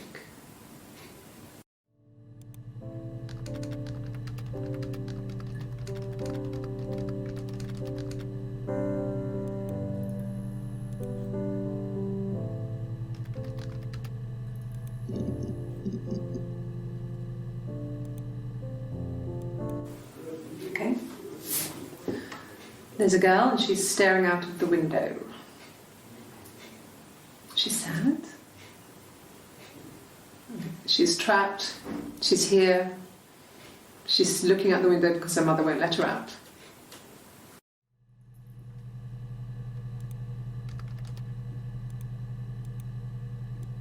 Well, she wasn't my real mother, but she raised me.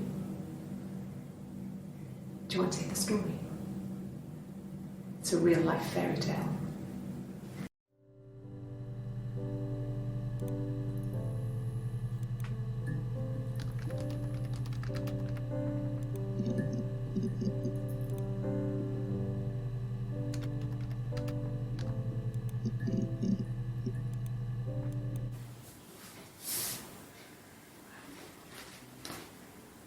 Okay, she's being chased.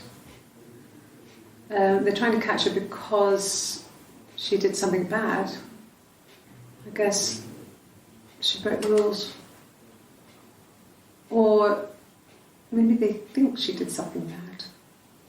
Maybe it wasn't her fault.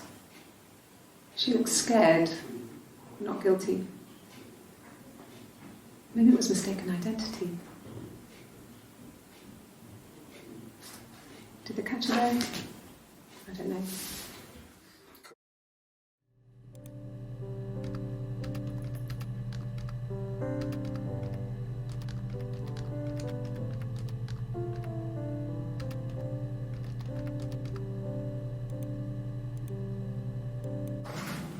It lasted about 6 months. I tried to carry on, but everything was different. Hannah insisted I not pretend to be her around Simon, let alone sleep with him. We didn't share him like the others.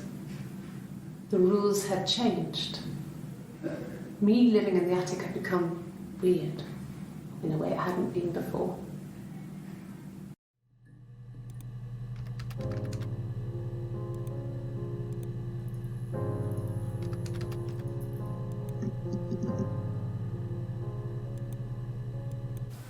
Really? You're going to ask me about my sex life? I mean, isn't that private?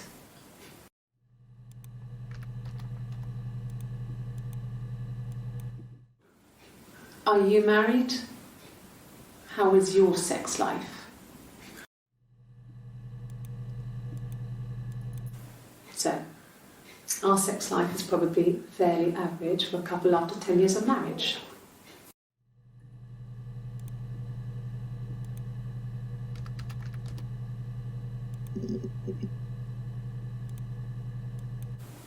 They said it was food poisoning. There was something in the food they ate. My dad liked to pick mushrooms, grow them too. They said it was the mushrooms. It was hard to believe. Death caps. They have a skirt around the cap. My dad taught me that. But, I mean, the police had no reason to think it was suspicious. They lived alone. And no one had any reason to hurt them.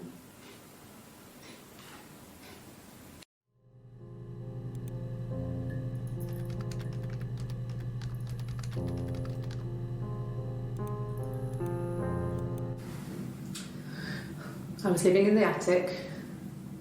It was a very hard time. I was depressed, was still pretty sick of the STD. And I came down one morning and they were dead. They were in bed and both had been sick. They'd thrown up a lot. And I'd slept through it.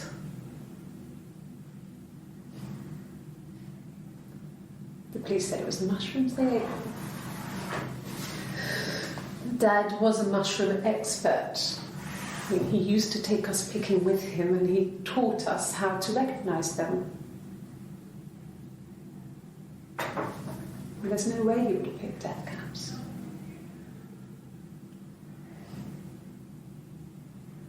But the police believe that's what happened. They never even looked in the attic.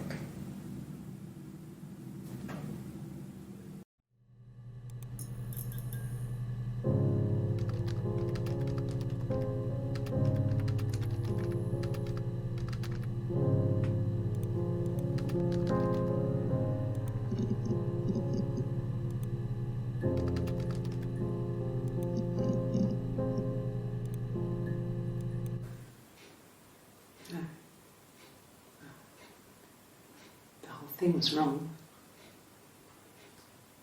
The bags, I think they were from our kitchen. You can probably check that. We never go into the cellar. It's just a place we put things we don't need. Dad used to grow mushrooms there. The bags were taped up. I think it was parcel tape, but I think it was ours.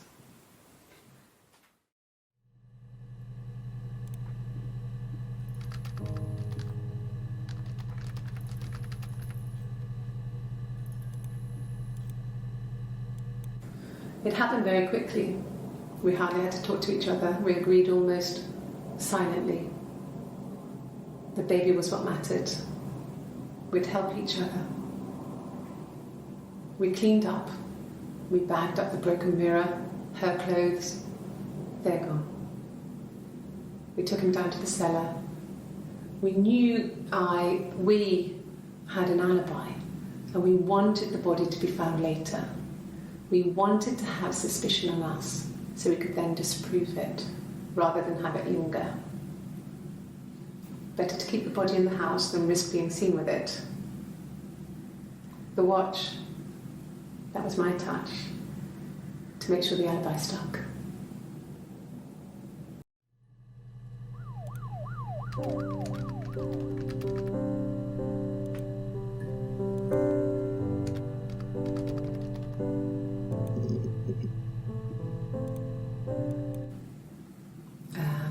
When she went home, Simon had a birthday tea waiting. Afterwards, she told Simon about me, told him I was pregnant.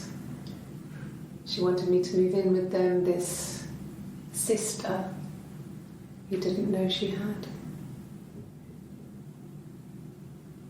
She knew that instant. The look on his face. She knew.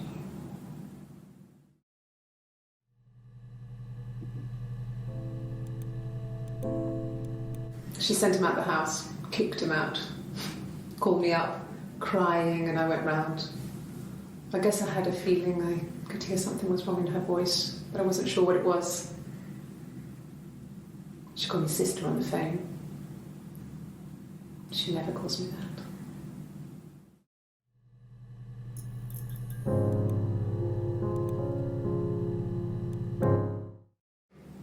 My sister is gone.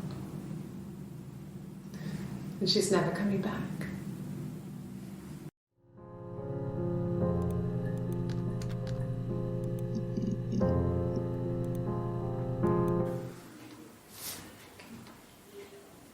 Well, she has a knife. She's been cooking, I guess. She's been cooking him his favourite meal. She's his wife. And he's asleep and she doesn't want to wake him because he's ill. That's why she's sad. Because he's ill and he might die. It's kind of a sad story, so I'm not sure how it ends.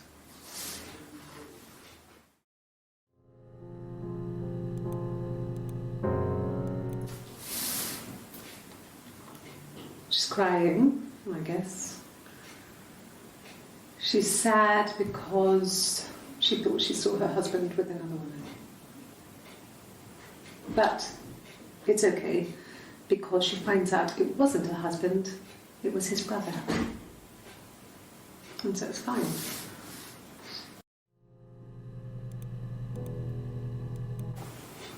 Simon's parents offered to put me up, but I didn't think it would be a good idea.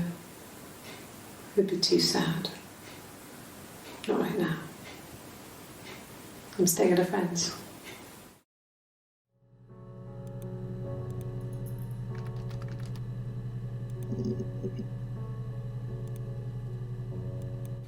Good.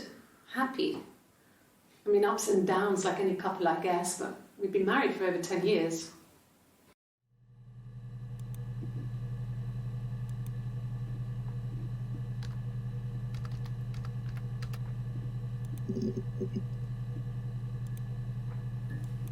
An affair.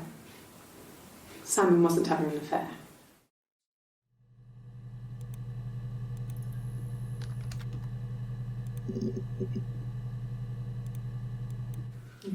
Thanks. Please find Simon. I love him so much.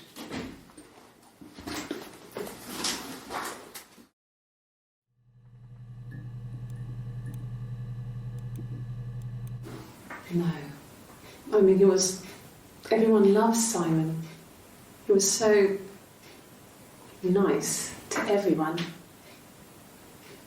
He loves me.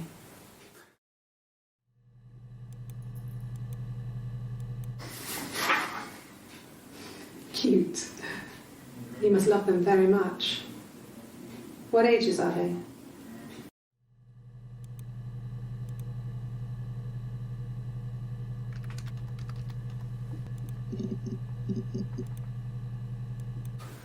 When will the police let me back in the house? They let me take a bag of clothes with me, but...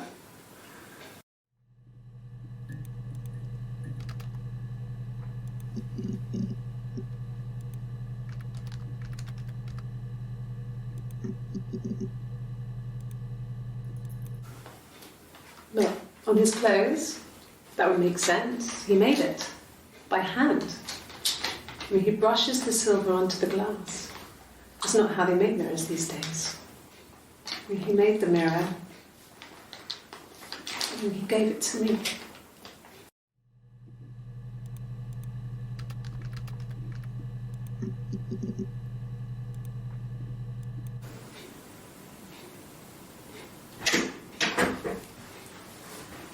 Is that camera recording?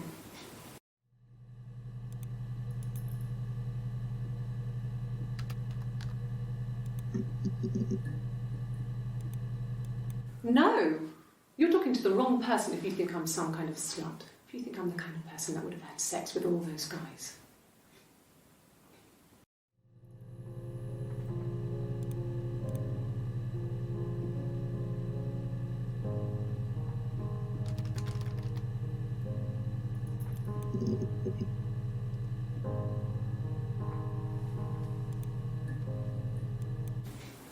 I haven't been into work. I guess I've just been waiting, ready to hear from you, hear from my husband.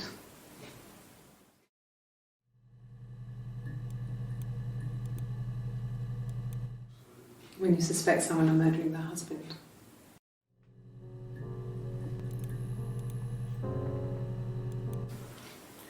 thought it made me sound suspicious. It's not a normal thing to do, to drive to the other end of the country. I wanted to keep it simple. I know it was stupid not to tell you everything. Saying I spent the night in Glasgow when my husband went missing, I thought it would, distract you from what was important. It's different now. Now he's...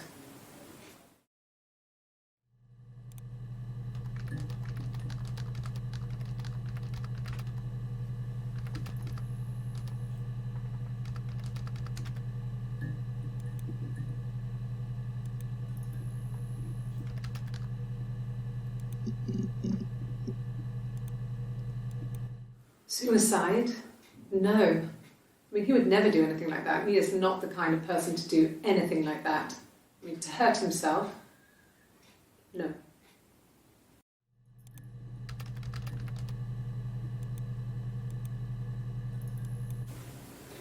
I don't know.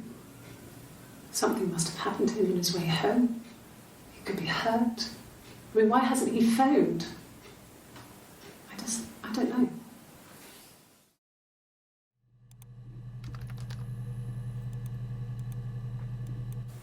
Hurt someone? Yes. But everyone thinks that from time to time, right? You just want to lash out.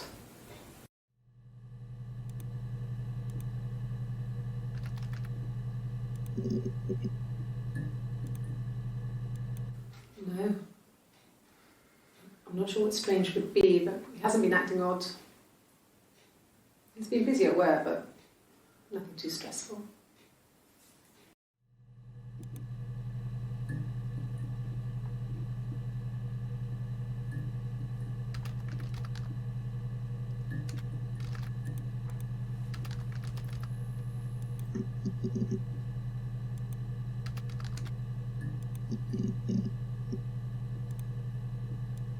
No, not drugs.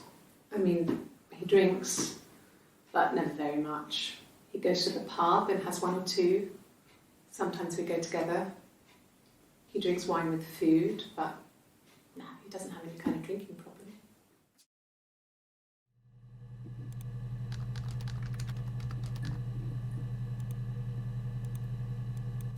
At the time they said it was poison, food poisoning. I felt so guilty. If I'd still been at home, maybe I could have done something. I don't know.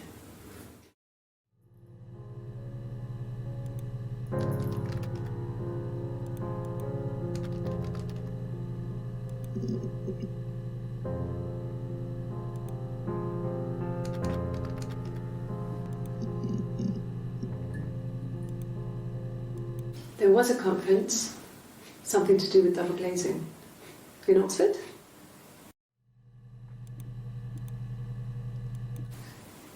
Are you sure? What would he be doing in Oxford if there was no conference? I remember calling him. He said it was boring and he spent most of the time at the bar.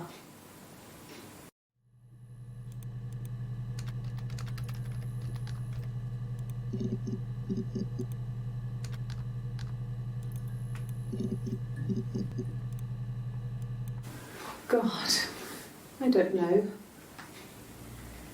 Could be anyone. Maybe someone followed him back from the pub. But why would he let them in? Doesn't make sense.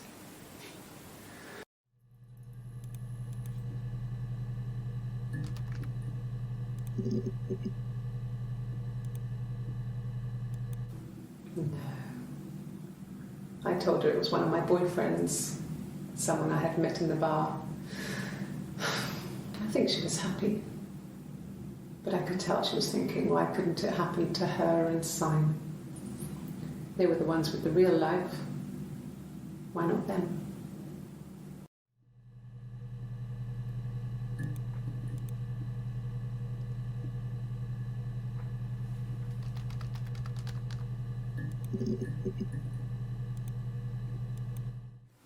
No, it's okay. The other detective has just gone to get me one.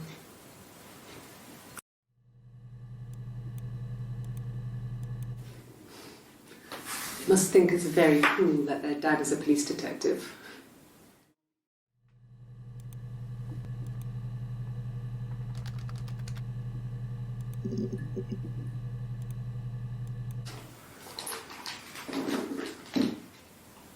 On his throat. How?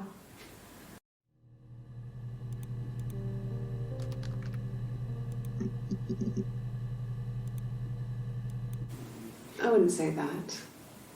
It could be passionate. It's just, it was more than that. It wasn't just sex like I had been with the other boys.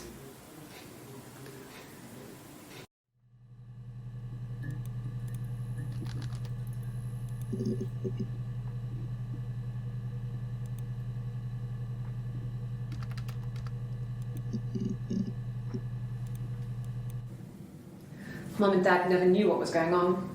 We got so good at it. We were so in sync that we'd use each other to cheat.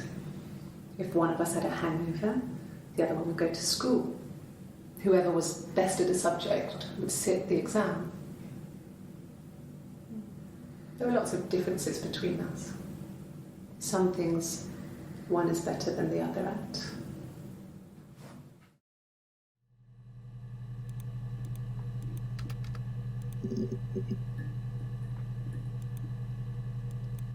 No, I have never been unfaithful. I've never cheated on Simon.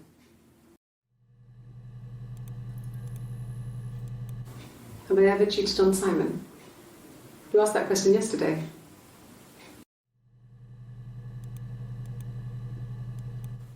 Simon never cheated on me. He was devoted to me, and I was devoted to him. Nothing in life is easy. We were good to each other. Life isn't a fairy tale. You do what you can.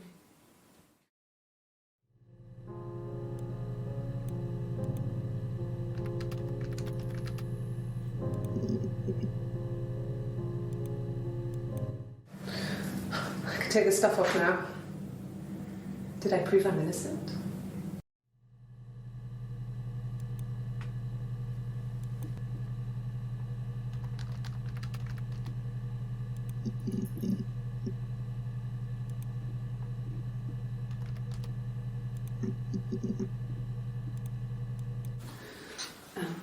I sleep on the right side of the bed as you come in from the door. You can tell because I have two pillows and he just has one.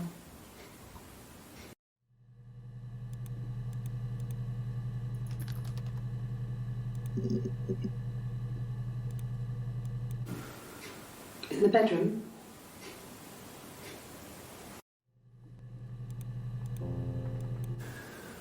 that can't be right. In the bedroom.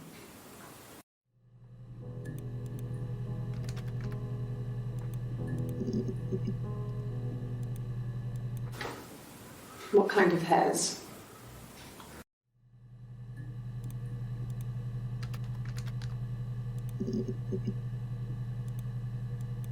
Sure, I think. I do all the bills and paperwork and handle all the money stuff, so it should be easy for me to find. Do you want them dropped off to you?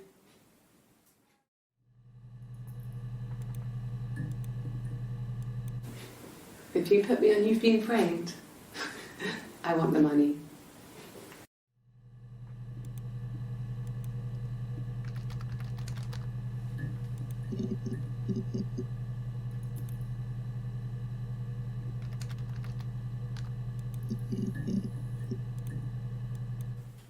I don't see how it's hard. We've established I was in Glasgow when he was killed. You've spoken with the hospital.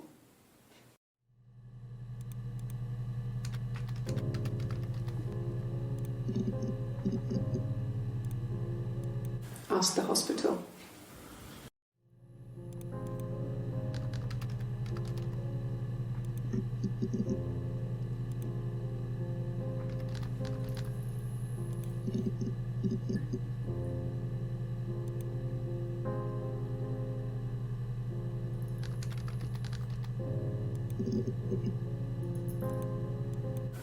Okay, I'll try my best to remember.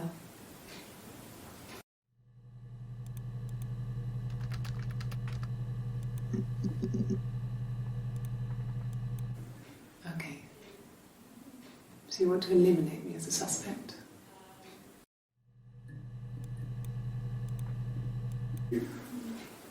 That should eliminate me as a suspect. If I was in Glasgow, can't be in two places at once.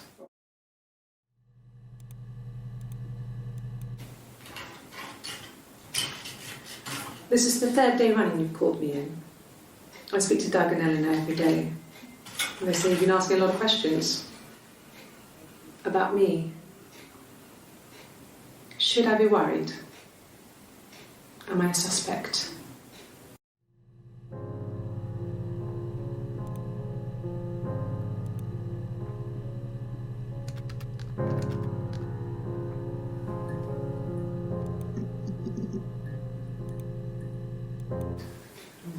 Yeah, I guess.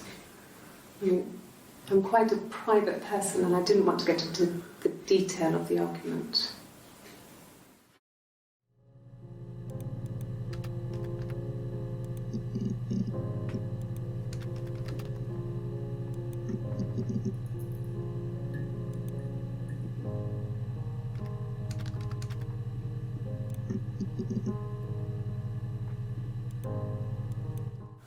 Like I said, I think I was popping out to get something, ran out of something, had to grab something.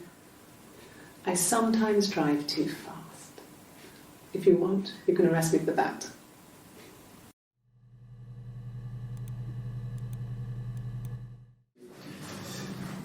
This is a nice of them. This is where you take people when it's time to arrest them.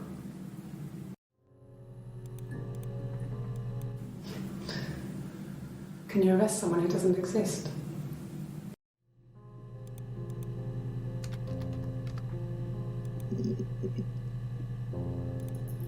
Yes. I always pull it shut and then lock the bigger lock with the key. No, I don't think it was. I turned the key but it was already unlocked.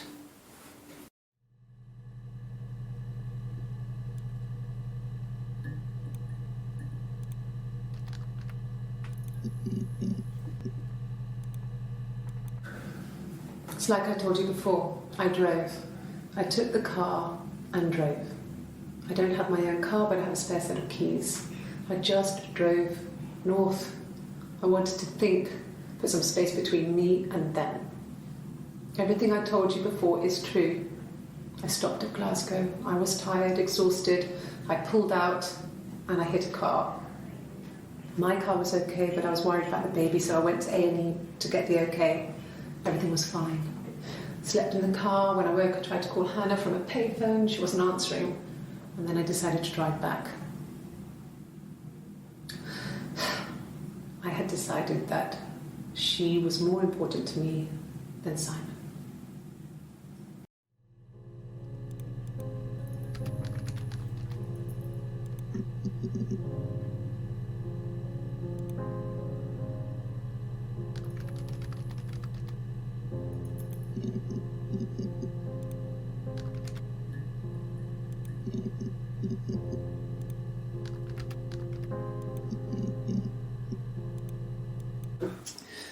I think when I drove back it was about 8 or something, and I got back to the house about 3.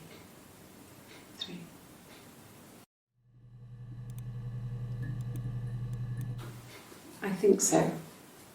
I mean, to get into our garden we'd have to climb through other gardens, all the gardens back onto each other, so you'd have to climb over 1, 2, 3 gardens to get to ours. I mean, did anyone see anything? Did anyone see anyone come and go? An intruder?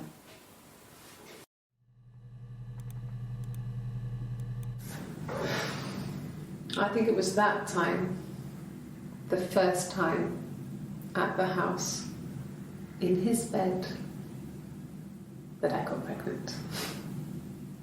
Amazing, right? This fucking magic sperm. And they say lightning doesn't strike twice. I didn't tell him. I missed 3 periods. I had pretty irregular periods anyway, but 3. I had always thought we were infertile. Both of us. I didn't tell him. Just waited.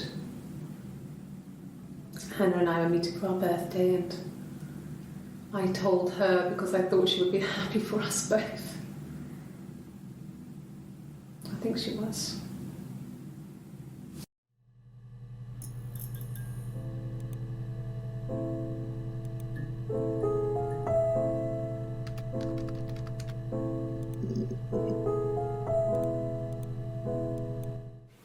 I don't know if anyone really changes. You just become more yourself. Simon was my prince, and that hasn't changed.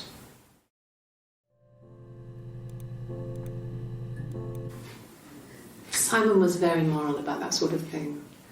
He wouldn't just walk out there and sleep with anyone. He wasn't that kind of guy. He took his marriage very seriously.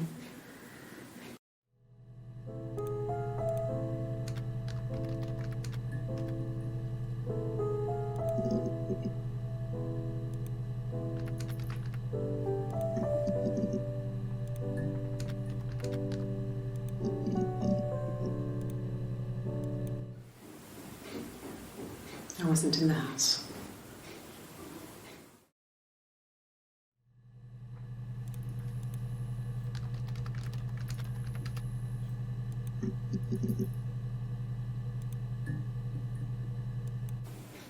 Fine. I've never had my fingerprints taken before. I once burnt my hand on the oven.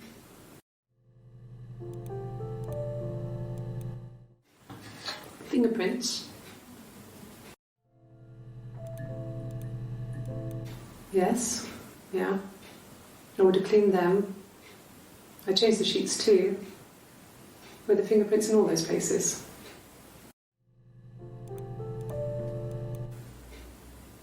Could they have been my parents' fingerprints?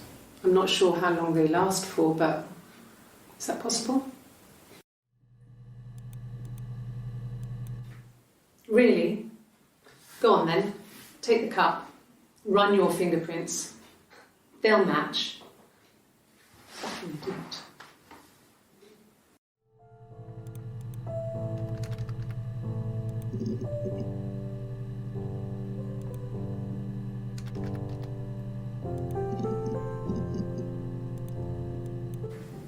Then she told me she wanted to help more. She said I should move in with her. She would come clean with Simon about me. I was family. I couldn't have a baby in a bedsit. I told her I didn't want to tell Simon.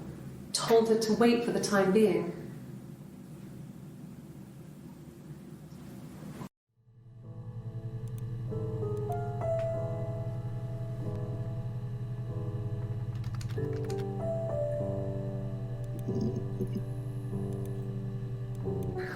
We loved our cat, Domino. He had this little bell around his neck to stop him from killing birds in the garden. And we used to write each other notes and put them in the bell, and we could send them to each other. Mum found some of the notes once, and she thought I was just writing to myself because our handwriting was identical. And we had our own words for things, so she didn't quite understand them anyway.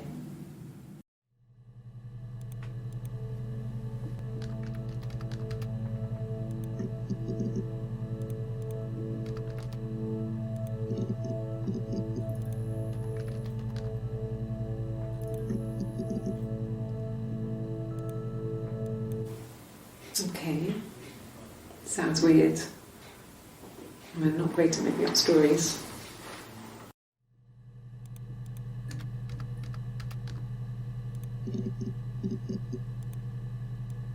Yes, like a story. A beginning, a middle, and an end.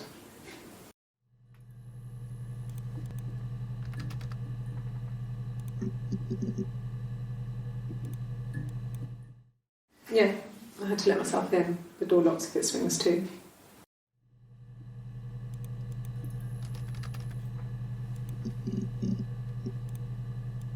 No, Simon wasn't seeing another woman.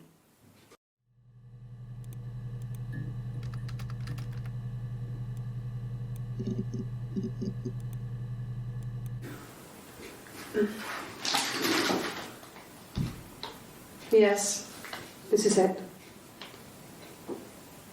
He made it himself. It was a special one-off. He made it. He decorated it. That's his thing. Where did you find it?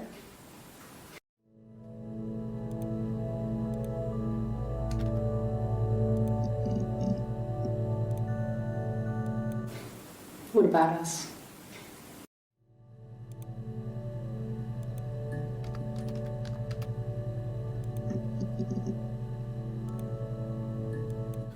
Oh, tastes fine to me.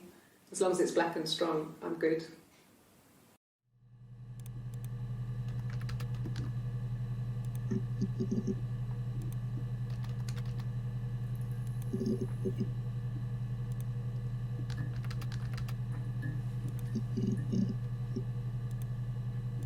Yes.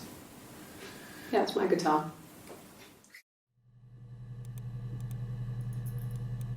No. No, Simon didn't play guitar. He wasn't very musical. He liked to listen, but he was tone deaf.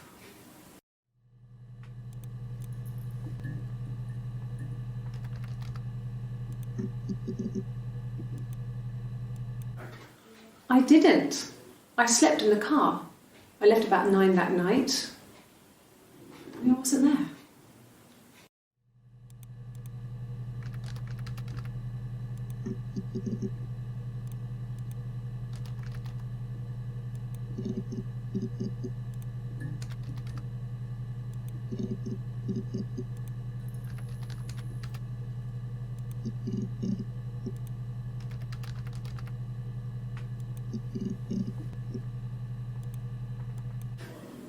Do you have children?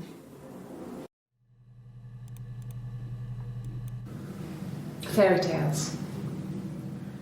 Stories about lost princesses, evil witches, magical mirrors and lost children. So you see, even before I knew the truth, I'd found it in those stories.